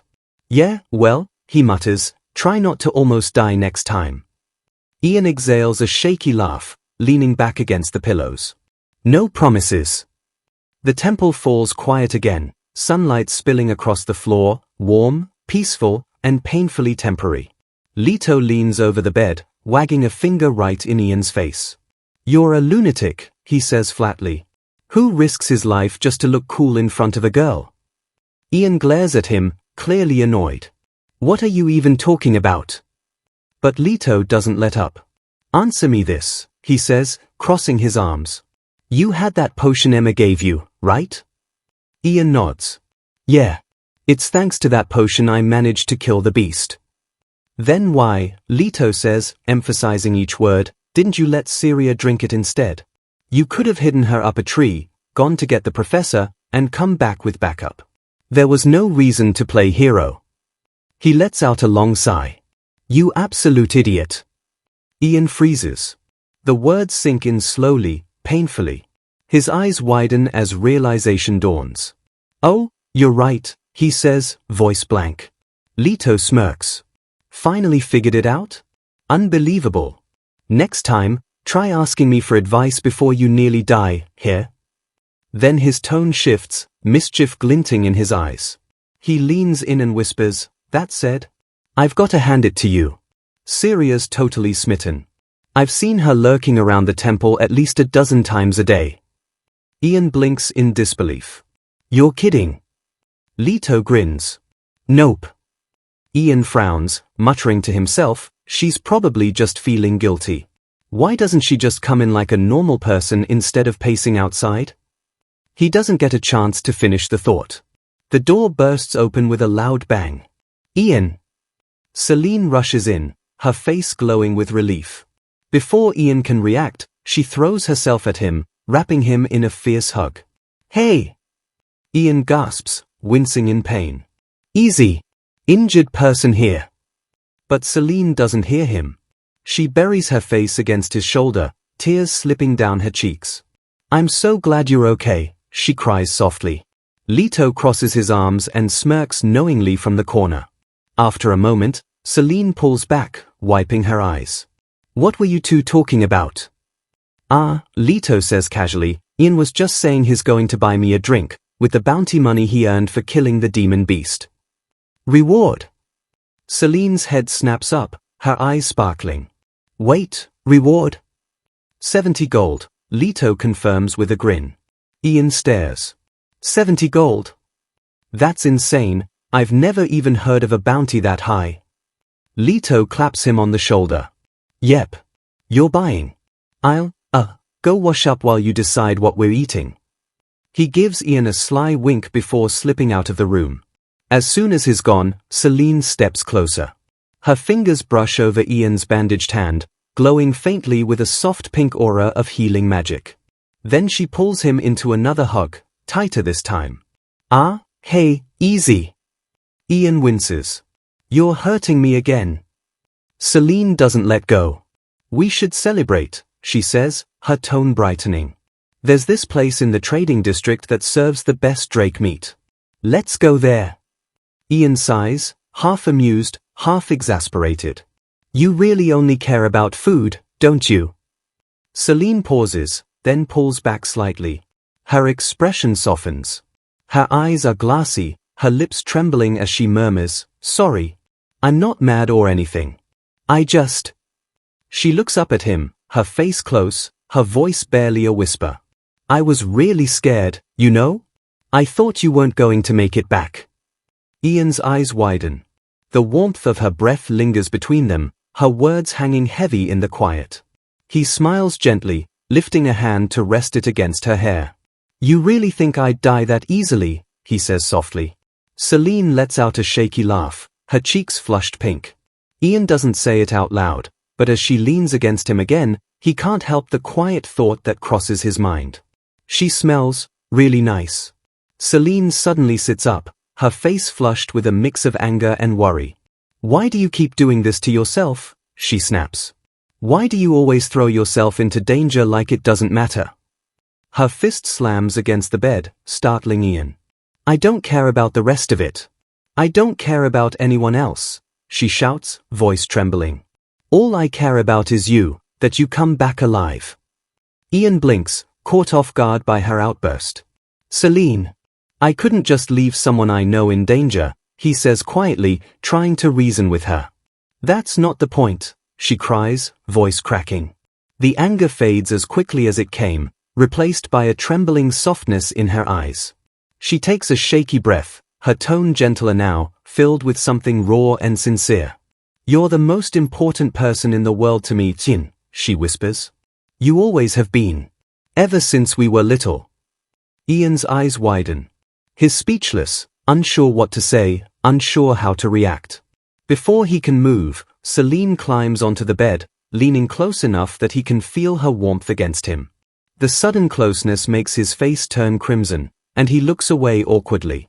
Her voice drops, quiet and pleading. Your childhood friend almost died, that's why I just want you to take care of yourself. She leans even closer, her expression torn between fear, affection, and something deeper. Then realization hits, how close she's gotten, what she's just confessed, and color floods her face.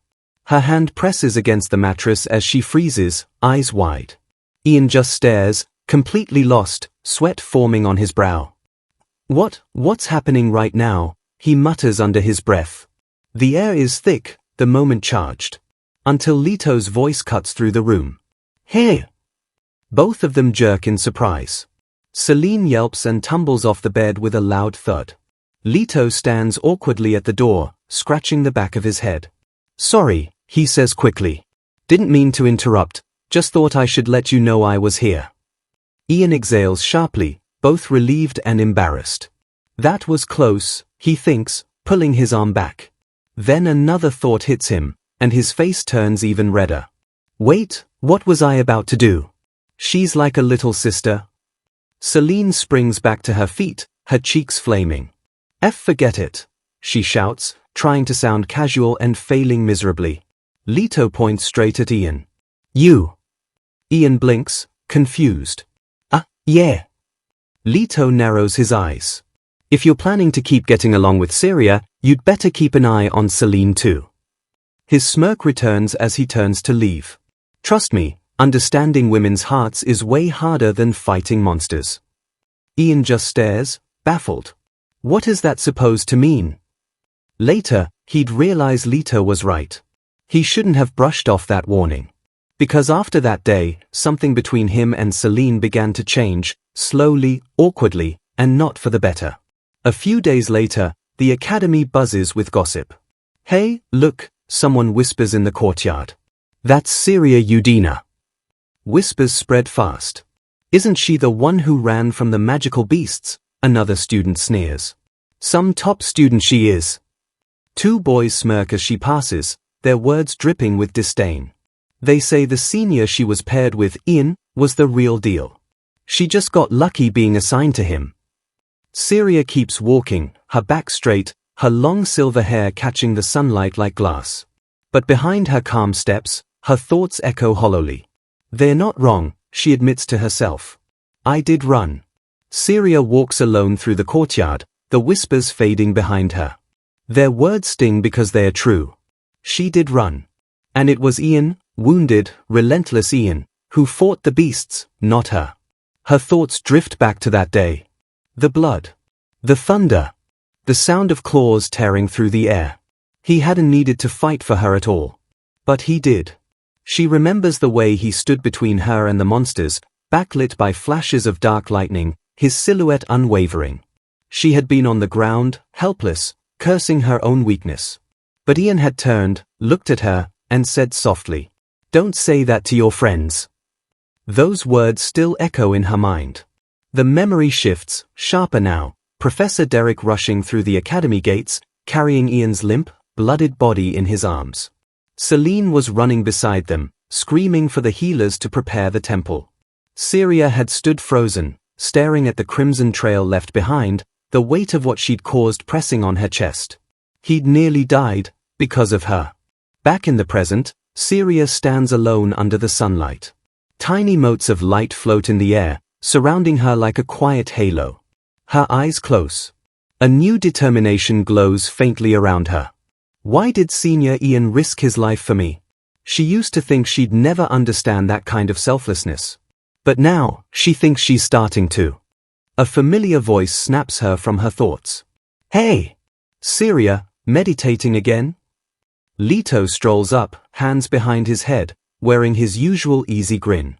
Come on, let's go do something fun for once. Syria turns toward him, startled.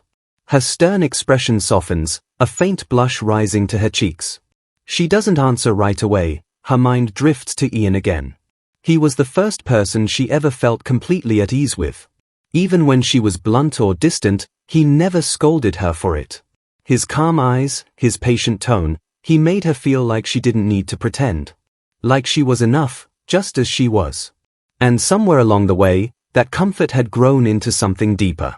Something fragile, yet unshakable. She finally understands now why he risked everything to protect her. Because she feels it too. That same desperate fear of losing someone you care about. The scene shifts, Ian, his back to us, running forward into the light. A simple truth resounds. Friends don't want each other to die. Syria's eyes open again, clear and steady. She starts walking, leaving her reflection behind. Her steps lead her through the temple's quiet halls until she stands before a familiar door. She takes a deep breath. That's right, she whispers to herself. Inside, the room is warm and bright. Ian sits on the bed, a book in hand, sunlight spilling across the pages. Syria lingers at the doorway, suddenly awkward. Her heart beats faster as a strange realization dawns on her. Ian is the first friend I've ever had. He looks up and smiles when he sees her, a soft, genuine smile that immediately puts her at ease. He lifts a hand in greeting. Syria freezes, completely thrown off. Her face flushes pink as she stammers, "Have you been well?" Her voice is quiet, uncertain. Ian chuckles lightly. "Yeah. Hardly any pain now." She exhales a small breath of relief. "I'm glad," she says, her tone gentle. Ian leans back, a teasing grin spreading across his face. "Glad you came, though. I was starting to think I'd gone invisible. Even Leto's been torturing me with study books. My head hurts worse than my wounds." Syria blinks, caught off guard by his playfulness. Her lips twitch upward into a hesitant smile, but it fades almost as quickly. Her gaze lowers. A trace of guilt flickers in her blue eyes. Syria stands by Ian's bedside, clutching a small pouch between her hands. Her fingers fidget nervously with the strings as she hesitates, her voice barely above a whisper. "You're not angry, are you?" Ian looks up from his book, studying her face. The worry in her eyes is obvious. He smiles softly, shaking his head. "Why would I be angry?" For a moment, Syria just blinks, then her whole expression lights up. A bright, genuine smile spreads across her face, washing away her earlier tension. Ian can't help but notice how quickly her moods shift, anxious one second, radiant the next. Still, he chuckles lightly. "Really, don't worry about it. It's normal for friends to help each other out." "Friends," she repeats quietly, as if testing the word on her tongue. Her eyes shine with quiet warmth. Ian's gaze drifts to the pouch in her hands.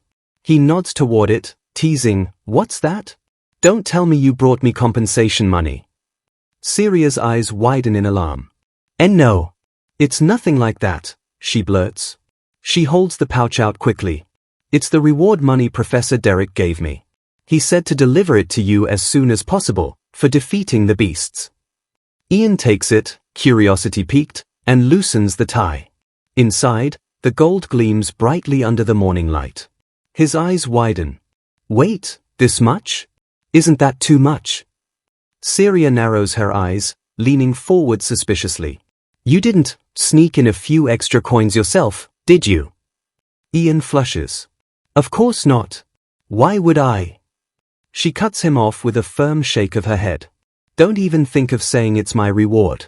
Take it. You earned it." Then her tone softens. "Besides, your life isn't something anyone can pay for." Ian pauses. Her sincerity catches him off guard. Then, as she places the pouch fully into his hand, their fingers brush. Syria's eyes widen, a faint blush blooms across her cheeks. Her hand lingers for a second longer than she means to. She looks up, her voice soft, almost a whisper. "Senior." Before Ian can respond, the door slams open. "Ian." Celine's bright voice fills the room as she steps inside, beaming. "Good morning." The warmth in her tone vanishes the instant her gaze lands on Syria. The air seems to thicken. Celine's smile falters, then fades entirely. Her eyes harden, dark and sharp. Ian looks from one to the other, sensing the shift in atmosphere immediately. Good morning." Syria begins awkwardly, bowing her head. "I just came to—" Before she can finish, Celine strides forward and shoves her aside with surprising force. "Ian, how are you feeling?" she asks sweetly, as if nothing happened. Syria stumbles, catching herself with a startled yelp. Ian's eyes go wide. "Celine!" he exclaims, shocked. "What was that for?" Syria steadies herself, clutching her arm. The hurt in her eyes is quiet but unmistakable. After a tense moment, she forces a faint smile. "It's fine," she says softly. "I should get going anyway. I still have morning training to finish." She bows politely and walks toward the door. Celine watches her go, her gaze cold and unyielding. Under her breath, she mutters, "Rude, insolent girl. Who does she think she is? If it weren't for her, you wouldn't have been hurt." Then, as if flipping a switch, she turns back to Ian with a sweet smile. "Anyway, when you're discharged, we should go out to celebrate. Just the two of us." Ian sits there silently, still processing what just happened. Then, In the back of his mind, Leto's voice echoes. The world of women is much more complicated than you can imagine. Ian sighs, rubbing his temple. Yeah, he mutters to himself. I'm starting to see what he meant. Celine cuts Ian off completely, refusing to let him get a word in. All right, it's decided, she declares firmly. We'll leave as soon as you're ready. No arguments. Meanwhile, somewhere else in the academy, two students, Lupin and Teen, watch Syria from afar. She walks with her head low, weighed down by the rumors and Celine's hostility. Lupin, his light brown hair catching the sunlight, scowls. She's even more of an eyesore than before, he mutters bitterly. His expression hardens. We should crush her completely. His resentment spills out. He's always hated how the professors favored Syria. And now, hearing she abandoned her friend to save herself? That, to him, is unforgivable. She's a disgrace to nobility, he spits. He turns to Teen. Tell me, doesn't she have any weaknesses? His tone sharpens, a dangerous edge in his voice. Don't you think we should teach her a lesson? Teen, lounging casually with his spiky blonde hair falling over his forehead, gives a lazy shrug. You know better than to mess with the Yordinas, he warns coolly. Cross them once, and you'll regret it. Before Lupin can reply, a hooded figure steps out from the shadows. Their voice cuts through the air. Now, that's an interesting conversation. The two boys turn sharply. The figure walks closer, tone smooth and teasing. I might have some information about Syria Yadina, if you're interested. Lupin slams his hand on the table, anger flaring. Who the hell are you? Stay out of our business. But Teen stops him with a glance. Wait, he says quietly, his eyes narrowing. Let's hear them out. The hooded figure chuckles softly. Good choice. They step closer, lowering their hood just enough for a faint smile to show. It's about her birth. The hood falls away completely, revealing a young woman with short, bright green hair that glows faintly under the light. Her eyes, mischievous, calculating, gleam as a soft green aura surrounds her. You don't need to worry about retaliation from the Yordinas, she says with a confident smile. I can guarantee that. The implication lands heavy. Whatever she knows about Syria's birth could destroy her family's protection and change everything. Meanwhile, in the quiet halls of the temple, Ian walks slowly, his footsteps echoing faintly. He reaches Emma's bedside, gazing down at her motionless form. Emma, he whispers. Regret weighs on him. If only he'd believed the letter sooner, maybe this wouldn't have happened. Every word in that mysterious letter had come true. The attack on Emma, the monsters in the forest. He clenches the crumpled paper in his hand. That means, he murmurs, there's a good chance more magical beasts will appear at the hunting festival. But one thing still haunts him. The letter had known the last beast's weakness, its horns. How? His brow furrows. This new warning mentions a monster, not just a beast. That means it's far more dangerous, and he knows he can't handle it alone. With resolve building, Ian decides there's only one thing left to do, seek help from Professor Derek. Just then, a calm, gentle voice calls out behind him. Mr. Ian. He turns quickly. Standing there is the Saintess herself, her expression calm yet surprised to see him. Ian takes a breath. I just wanted to. Before leaving, Ian stops by Emma's room once more. He quietly asks the Saintess how she's doing. The Saintess gives a soft sigh. She's alive, she says, but that doesn't mean she'll recover. Ian listens in silence, remembering her earlier words, that Emma could be healed if they made a valuable offering. What kind of offering did you mean? He asks carefully. The Saintess folds her hands. Something that carries strong divine power or immense magical energy, she explains. Usually, that means the remains of a high-grade magical beast. Her tone turns regretful. But items like that aren't easy to come by. It would be nearly impossible for her father to find one. Ian's eyes narrow as a thought sparks in his mind. He recalls the demon wolf he fought earlier. Would a high-ranking magical beast work? He asks. I heard they're worth about 70 gold. The Saintess looks at him with quiet pity. I'm afraid that won't be enough, she says gently. Ian lowers his gaze, disappointment washing over him. I see. She adds, if the beast had retained its core, if it were an adult magical beast, then maybe it would suffice. Ian gives a small nod. Thank you, he murmurs, and turns to leave. He pauses by Emma's bedside, his eyes steady with new resolve. You'll see a miracle soon, he promises softly. Then he asks the saintess to stay and watch over her a little longer. As he walks away, his thoughts spiral. The monster from the letter, the one destined to appear at the hunting festival. Could it be powerful enough to serve as an offering? A dark image flashes in his mind, a towering demon wolf, larger and far deadlier than before. His pulse quickens. He knows he can't take on something like that alone. For now, he needs help. And there's only one person he can turn to. Ian strides through the academy halls, his footsteps echoing sharply against the cold stone. Determination drives him forward as he makes his way to Professor Derek's office. Without hesitation, he throws the door open. Pardon the intrusion, Professor, he says, his tone urgent. Professor Derek looks up, calm as ever, a faint smile touching his lips. Well, you seem recovered, he remarks lightly. What brings you here? Ian doesn't waste a second. Professor, he begins, if monsters stronger than the last ones appear during the hunting festival, will you be able to handle them? But Derek's expression doesn't waver. His voice is steady, almost dismissive. That won't happen, he says with complete certainty. Ian frowns. What? There's no chance of a stronger beast appearing, Derek continues. Ian's frustration builds. But last time, monsters appeared out of nowhere, he protests. There's no guarantee it won't happen again. He knows something the professor clearly doesn't, but Derek only folds his arms, unshaken. The odds are extremely low, he says.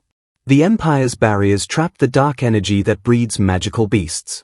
It prevents stronger ones from ever crossing into our territory. Then Derek tilts his head slightly. But tell me, Ian, have you ever wondered why they leave the southern forest untouched? Ian hesitates. No, sir. The professor smiles faintly. Because of the hunting festival. He leans back in his chair. Exactly. The Academy maintains a controlled number of monsters there every year. It's intentional, a proving ground for our students. A tradition where the strong are tested, and the weak are weeded out. To test their strength and hunt for glory, Professor Derek finishes. He explains that the Academy carefully manages the entire ecosystem, ensuring that while the festival is dangerous, it's never meant to become a bloodbath. But Ian's expression doesn't ease. The letter from the future still haunts him. What if a powerful one managed to survive? He presses, his voice low, strained with worry. Derek leans back, clearly unbothered. That's not possible, he says flatly.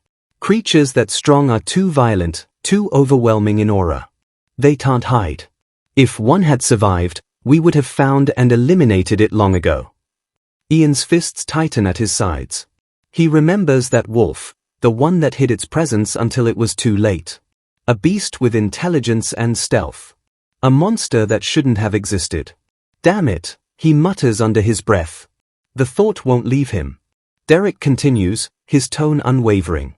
The purpose of the hunting festival is simple, to measure who can take down the strongest prey. Even if something unexpected appeared, it would still count as part of the test. Ian's head snaps up, anger flashing in his eyes. So you're saying you don't care if students get hurt? Or die? The professor's face hardens instantly. That's not what I said, he shoots back. The goal is to help them grow stronger. We can't interfere with the very challenge meant to forge them. Ian turns away, his voice quiet but cold. I see. A harsh truth settles in his chest. The Academy won't do anything. Not until it's too late. He's on his own. Outside, the clock tower tolls, its echo rolling over the campus as the day fades into dusk.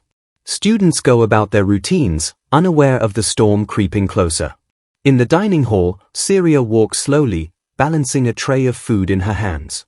Her silver hair gleams under the dim light, standing out starkly against the heavy atmosphere around her. From a nearby table, 3 male students watch her pass. Their laughter is low and cruel. Hey, look, One of them says loud enough for her to hear. It's the rude one. Syria clenches her jaw, forcing herself to keep walking. The taunts had stopped for a while, but now they were back. Sharper. Meaner. Lupin leans toward his friends, a grin spreading across his face. You know, he says in a hushed, mocking tone, isn't she the one who grew up without a mother? The words hit her like a slap. Syria freezes mid-step, her fingers tightening around the tray until her knuckles turn white. Slowly, she turns to face them. Her voice is steady when she speaks, but the tremor beneath it betrays her struggle. What is it? She asks quietly. Do you have something you want to say to me? For a moment, her fury battles against the pain twisting inside her. She shuts her eyes, forcing herself to breathe, to let it go. When she opens them again, her expression is calm, distant, almost numb. It doesn't matter where they heard such things. It doesn't matter what they say. She tells herself that.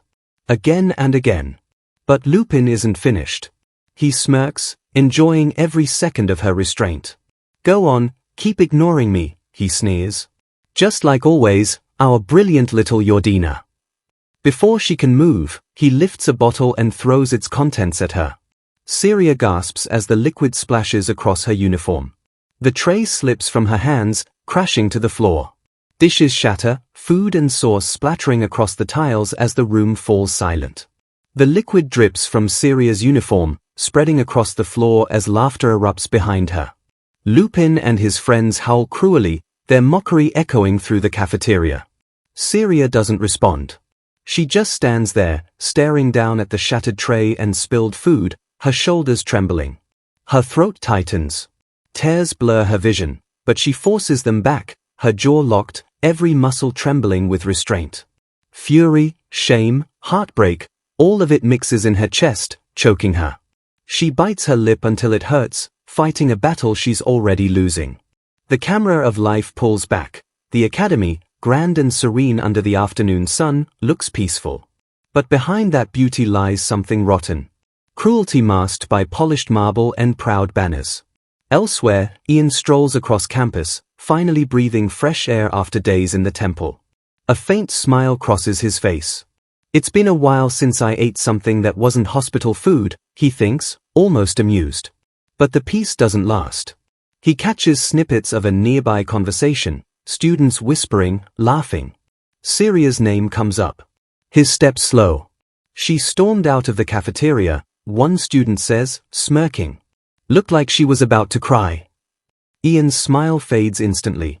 His brow furrows. Another voice joins in. You know, for someone from the Yordina family, she's kind of a disgrace. I heard her mother was a commoner. The first laughs. Guess the noble blood thinned out. Think her family will cover it up or let the scandal spread. Then another voice, lighter, curious.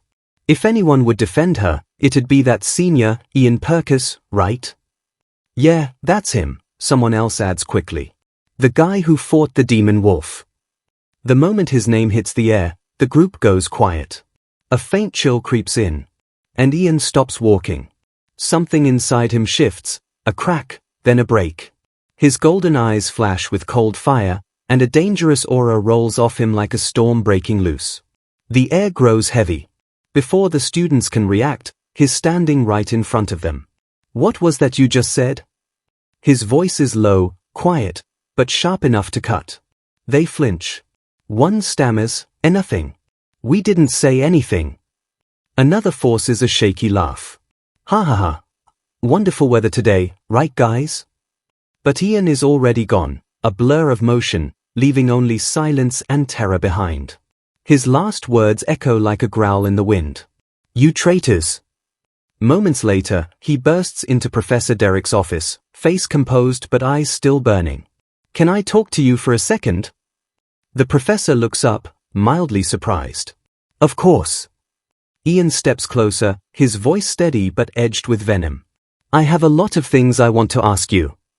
That smile on his face isn't real, it's ice barely covering the rage underneath.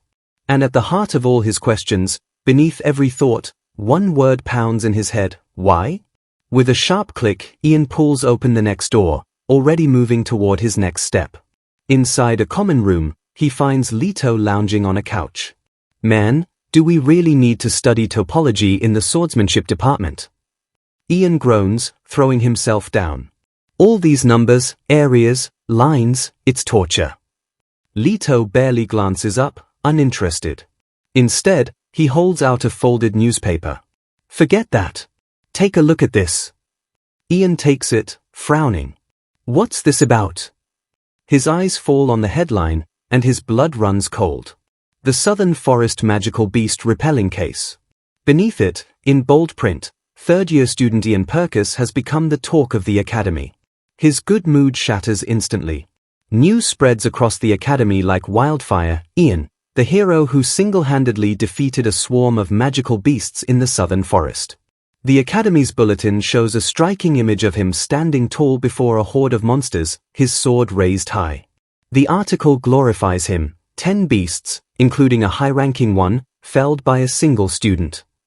It calls his feat legendary. But then, the tone takes a sharp turn. The spotlight shifts to Syria, the Academy's top swordsmanship student. The paper accuses her of abandoning her ally, fleeing the battlefield, and leaving Ian to fight alone. The image shows her running away in terror, a perfect lie painted as truth. Ian's face hardens as he reads. Syria ran away and left me behind, he mutters, slamming his hand on the table. She went to call the professor. He looks down at his own glowing praise, disgust curling in his voice. Why are they glorifying me like this? This is ridiculous. Leto just laughs, completely unbothered. Relax. It makes a better story, he says with a shrug. The proud Yordina girl runs while the humble noble stands his ground. People eat that up. He smirks. Nothing sells faster than drama. Ian glares at him, fury burning behind his eyes. He crumples the newspaper in his fist. Do you know who wrote this trash? Leto rolls his eyes. Why bother? Even if you complain, it won't change anything. He leans back, crossing his arms.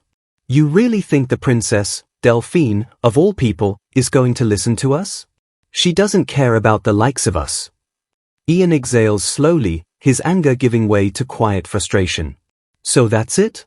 We just let it slide? Leto grins, thinking the argument's over. Exactly. Just let it go, man. But Ian's expression shifts, calm on the surface, determined underneath. This isn't just about me, he says softly. It's not the first time. People have been spreading rumors about Syria for weeks now. He starts connecting the dots. First, Teen's group insulted her. Now others are picking up the same lies. This isn't random, someone's organizing it. Leto shrugs. Don't worry, I already gave those guys a piece of my mind. They'll keep quiet now. Ian narrows his eyes. What year are they again? Second years, Leto replies. Brown capes. Ian's gaze sharpens. So Teen's group, third years. And now the second years too? He leans back, a grim realization forming. No, this isn't just gossip. Someone's pulling the strings. Someone powerful enough to manipulate all this. Leto frowns. You think Teen's not behind it? Ian shakes his head. Teen's a thug, not a strategist. He doesn't have the reach for this. Whoever's doing this, they know about Syria's past. Her real past. His hand tightens into a fist. If that's true, then there's only one thing to do. He lifts his head, eyes cold with resolve. First, he says quietly, we find out who's behind this. Ian's decision is made. Teen and his lackeys have to go. They might just be pawns, but pawns still know who's moving the pieces. The academy courtyard buzzes with noise, students scattered everywhere. Ian pushes through the crowd, scanning faces until he spots her. Syria. His golden eyes narrow with resolve. Finally. He approaches, voice steady but soft. Syria, are you okay? I heard something happened earlier. She turns, and freezes. Her eyes widen the moment she sees the bandages on his head. Your head, she gasps, her usual calm shattering in an instant. What happened to you? For once, all her guarded composure is gone, replaced by raw, genuine concern. But in her mind, The scene from earlier replays like a cruel echo. Two students in the cafeteria whisper as she walks in. "Look who showed up again." One sneers.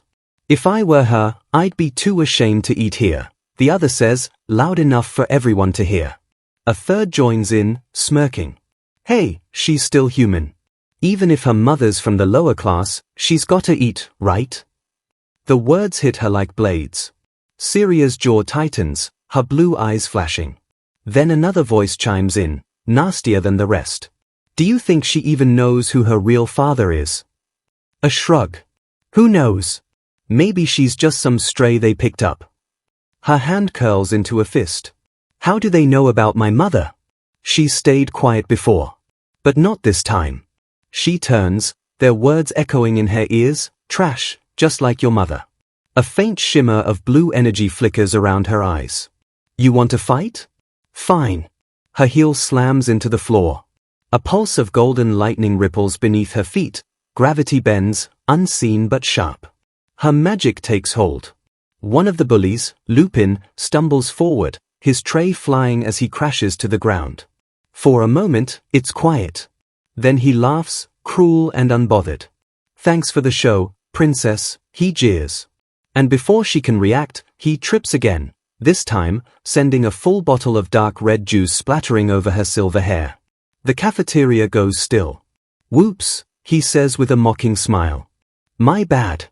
Guess my foot slipped too." Sticky juice drips down her face, the bottle clattering across the floor. "Careful there, Syria," he adds, his fake concern twisting into a smirk. "Wouldn't want you to fall again. This place can be dangerous." The moment the bottle hit the floor, Syria understood, this wasn't random. They planned it. Every smirk, every whisper, it was all staged. No one could have used magic like that without an incantation. Someone helped them. She caught sight of her reflection in the glass, soaked, humiliated, her silver hair stained red. They were waiting for this. Waiting for her to snap. Her shoulders trembled. A small, broken sound escaped her throat. Her fists clenched so tight they shook, torn between fury and restraint. She wanted to fight back. Every nerve in her body screamed for it. But she couldn't. Not here. Not as Syria Yadina. Her mother's existence was already a forbidden secret. If she caused a scene, if she fought without undeniable proof, it would stain the Yordina name forever. She could almost hear Ian's voice in her head, urging her to stand up for herself. But she knew how it would end. They'd just laugh, say it was an accident, deny everything. They'd walk away clean, and she'd be the one branded as the problem. Biting her lip hard enough to draw blood, she forced herself to endure it. The laughter, the whispers, the humiliation. Back in the present, Syria finishes her story, eyes closed as she struggles to steady her breath. She wipes her face, forcing a small, fragile smile. "I feel better now. Thanks for listening." Ian doesn't smile back. "You're not fine," he says quietly, his tone sharp as steel. She blinks, caught off guard. "But I am. You're here, and..." He cuts her off, his voice low and cold. "Stop pretending. You shouldn't have to be okay with this." For a moment, the air around him shifts, heavy, charged. His golden eyes burn, and a dark, crackling aura flares faintly around him. "I'm not fine with this at all," he says, every word laced with barely contained fury. Later that day, the courtyard hums with idle chatter, until Ian strides in. His steps are deliberate, his gaze sharp and focused. He spots them instantly, Teen, Lupin, and their gang, laughing among themselves. He approaches just in time to hear Lupin bragging, loud and smug. She couldn't even dodge a basic spell. Pathetic. Ian's voice slices through his laughter. "Did you pour juice on her, too?" Lupin startles but quickly recovers, puffing out his chest. "Of course," he sneers. "Gave her a little luxury shower, something she'd never afford." He smirks, expecting a reaction. He gets one.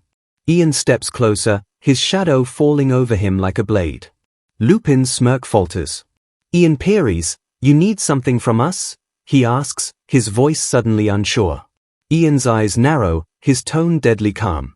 "What did you say earlier?" he asks. About her mother? Lupin stammers. Why should we tell you? That's our...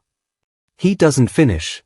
In a flash of red light, Ian's sword is already drawn, the air cracking with energy. Steel meets air in one fluid motion. Lupin barely has time to breathe before the impact sends him crashing backward, hitting the ground hard with a choked cry. He looks up, stunned, blood trailing from the corner of his mouth.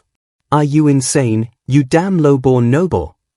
Do you want your whole family ruined? Ian doesn't flinch. His gaze is frozen, cold, merciless. He swings again, the blade slicing through the air with raw power. The second strike sends Lupin flying, crashing into the stone floor with a brutal thud. The moment one of Teen's cronies lunges forward, Ian is already moving. He sidesteps with precision and counters in a single, brutal motion. Steel meets flesh. The student lets out a sharp cry as his sent spinning through the air, crashing hard into the ground. Ian lands lightly, his sword already shifting into position. His focus is absolute, cold, lethal, unshakable. The next two come at him fast. 2 strikes later, they are down. The courtyard falls silent. Ian stands alone, surrounded by groaning bodies, the air rippling with the force of his aura. Dry leaves swirl around his feet as his golden eyes lock onto the last man standing, Teen. A grim smile flickers across Ian's face. I didn't expect you to talk right away, he says quietly. That's fine. I'll beat the truth out of you first, then you'll apologize. He sizes up the situation in a heartbeat. The first 2, swordsmen. The first one he took down, a mage. That means only one opponent remains worth worrying about. Teen. A top student from the swordsmanship department. But Ian's expression doesn't waver. It's too late to care about the odds now. Get him. He's alone. Teen shouts. 3 students rush him from different sides. Ian exhales slowly. 3 left. His grip tightens around his sword. Confidence surges through his veins, not arrogance, but certainty. His strength has grown. His resolve is unshakable. In the blink of an eye, he moves. A blur of motion, the first attacker barely registers the strike before he's slammed backward, the impact echoing through the courtyard. Ian's power surges through the air, red energy crackling at the edge of his blade. He grins, a sharp, merciless smile, and cuts the next one down. Blood scatters across the stone. Bodies drop one after another. 1 down, he mutters. His eyes lock on the rest. 2 more. Teen's expression twists, disbelief and terror warring in his face as his allies fall one by one. Ian doesn't hesitate. He swings again, the force of his blade sending another student flying into the air. The last 2 hit the ground hard, screaming in fear before falling silent. Ian lowers his sword, his voice cutting through the chaos. 4. Then, finally, Teen moves. With a roar, he charges, sword raised high. But Ian doesn't flinch. Their blades clash, the impact shattering the stillness. Teen grits his teeth, his face twisted in frustration. He pushes with all his strength, but Ian's power completely overwhelms him. Damn you! Teen screams, desperation bleeding into rage. Ian ducks under the next wild swing and drives forward. His sword flashes red, a strike fueled by fury and purpose. The impact explodes like thunder. Teen is thrown backward, his body crashing to the ground. He groans, forcing himself up on shaking arms, sword still trembling in his grasp, but it's over. Ian steps closer, his shadow falling over him. His golden eyes burn with cold fury, his presence so heavy it makes the air itself feel thinner. Teen stares up, his expression frozen in horror. All he sees is the silhouette of a man who looks more like vengeance than mercy. Ian raises his blade, resting it against his shoulder. He looks down at the defeated bully, no pity, no hesitation. Only judgment. His gaze sharpens, golden eyes cutting through the silence like fire. Ian lowers his sword, his golden eyes locking on his final target. Now you're the only one left. Teen. The words slice through the stunned silence. Teen stares up at him, disbelief written across his face. He drags himself to his feet, breathing hard. How the hell did your skills jump this much? He snarls, eyes darting to the bandages on Ian's head. Did she give you some kind of miracle drug during your training this morning? The accusation hits like a spark. Ian's expression darkens instantly. How did you know I was training with Syria? His tone turns razor-sharp, dangerous. Teen quickly averts his gaze, trying to play it off. You've been catching my attention lately, that's all, he mutters, but there's a flicker of unease behind his grin. Then his confidence returns. The smirk is back. Still, he says, his voice rising, you're the guy who beat your Dina twice, right? Golden energy crackles around his body, sparks dancing across his blade. He lunges forward with explosive speed, the air splitting as his sword arcs toward Ian. Ian meets the strike head-on. The clash rings out like thunder, steel shrieking against steel. Teen grunts, forced back a step under the sheer weight of Ian's blow. But he recovers fast, unleashing a furious barrage. A storm of golden light tears through the courtyard, his dig magic shattering the ground beneath their feet. Ian blocks what he can, but each strike drives him back, the shockwaves ripping through his arms. Teen laughs, triumphant. What's wrong? Losing your edge already? His sword hums with golden power as he raises it high. Your swordsmanship's improved, but your magic. He grins. Still pathetic. Ian clenches his teeth, struggling against the relentless onslaught. He knows Teen's right. His magic can't keep up. But even as he's pushed back, his mind is working, fast. There's a pattern, he realizes, eyes flicking toward the ground. Every time Teen moves, the earth bends slightly, warped by his magic sword. That's how his dig magic channels power. He exhales, dropping to one knee, not from exhaustion, but to watch the distortions more clearly. Teen mistakes it for weakness and smirks. You're tough, I'll give you that, he says, sword glowing bright. But running around won't save you. Ian looks up. A dangerous glint flashes in his golden eyes. Who said I was running? He murmurs. Just wait. I'll shut that arrogant mouth of yours soon enough. Teen scoffs. Big talk. Fine then, beat me, and I'll admit defeat like a man. He lifts his sword, energy surging again. But don't expect mercy, you low-born scum. His smirk twists cruelly. Fair fight, heh? You used dirty tricks to beat Syria in the forest, you've got no honor. With a roar, he charges, his sword blazing gold. He's sure Ian will dodge again. But Ian doesn't move. At the last instant, he shouts, above. Teen instinctively looks up, and that's when Ian drops low. He grabs Teen's foot just as it slams down, cutting off the surge of golden energy mid-flow. The disruption backfires instantly. A burst of unstable light crackles up Teen's leg, throwing his stance off balance. What? Teen barely manages before Ian moves. Faster than he thought possible, Ian's blade flashes upward, clean, sharp, and blindingly fast. He strikes. The air explodes with red light. What the hell is that speed? The thought flashes through Teen's mind as his eyes widen in disbelief. Even as his attack connects, he's already too slow to react to Ian's counter. Ian's sword grazes past him like lightning. The impact sends shockwaves through the courtyard. Teen stumbles back, gasping, his eyes locked on Ian, both in fear and confusion. Ian straightens, his gaze sharp. That reminds me, he says calmly, his voice cutting through the tense air. I've been meaning to ask you something. Teen blinks, thrown off. What? Our first duel, Ian continues. The one with Syria. His expression hardens. You dodged an attack that couldn't be dodged. My other self was in control back then, and even I couldn't tell what happened. His golden eyes narrow. How did you do that? Teen stares at him for a long moment, still catching his breath, before scoffing. That move, it's called a spatial step. Only a true master can use it. He hesitates, a hint of unease flickering in his tone, you shouldn't have been capable of that. Unless something, or someone, was moving for you. Ian's eyes widen slightly.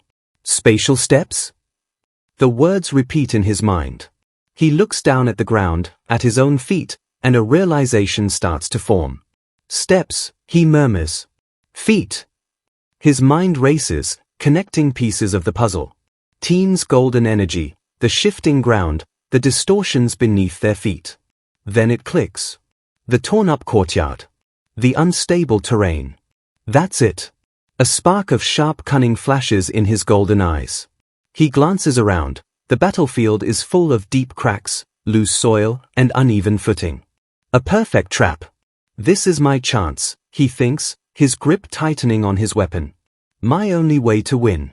Teen, completely unaware, smirks. You're not running? Good. Show me your real technique, he says, his sword flaring with golden energy. Ian doesn't answer. He just shifts his stance slightly, expression unreadable. Teen charges, moving at blinding speed, the ground cracking with each step. His confidence surges. Too slow, he taunts, his sword cutting through the air. But Ian only feints, stepping just out of range, drawing Teen deeper, right into the softest part of the broken courtyard. What's wrong? Teen laughs, lowering his blade. Gave up already? Ian stays silent, calm, his eyes locked on the ground beneath Teen's feet. Teen grins wider. Then I'll end this. He lunges, his foot slamming down to trigger his magic, golden energy bursting to life. But at that exact moment, Ian drops low.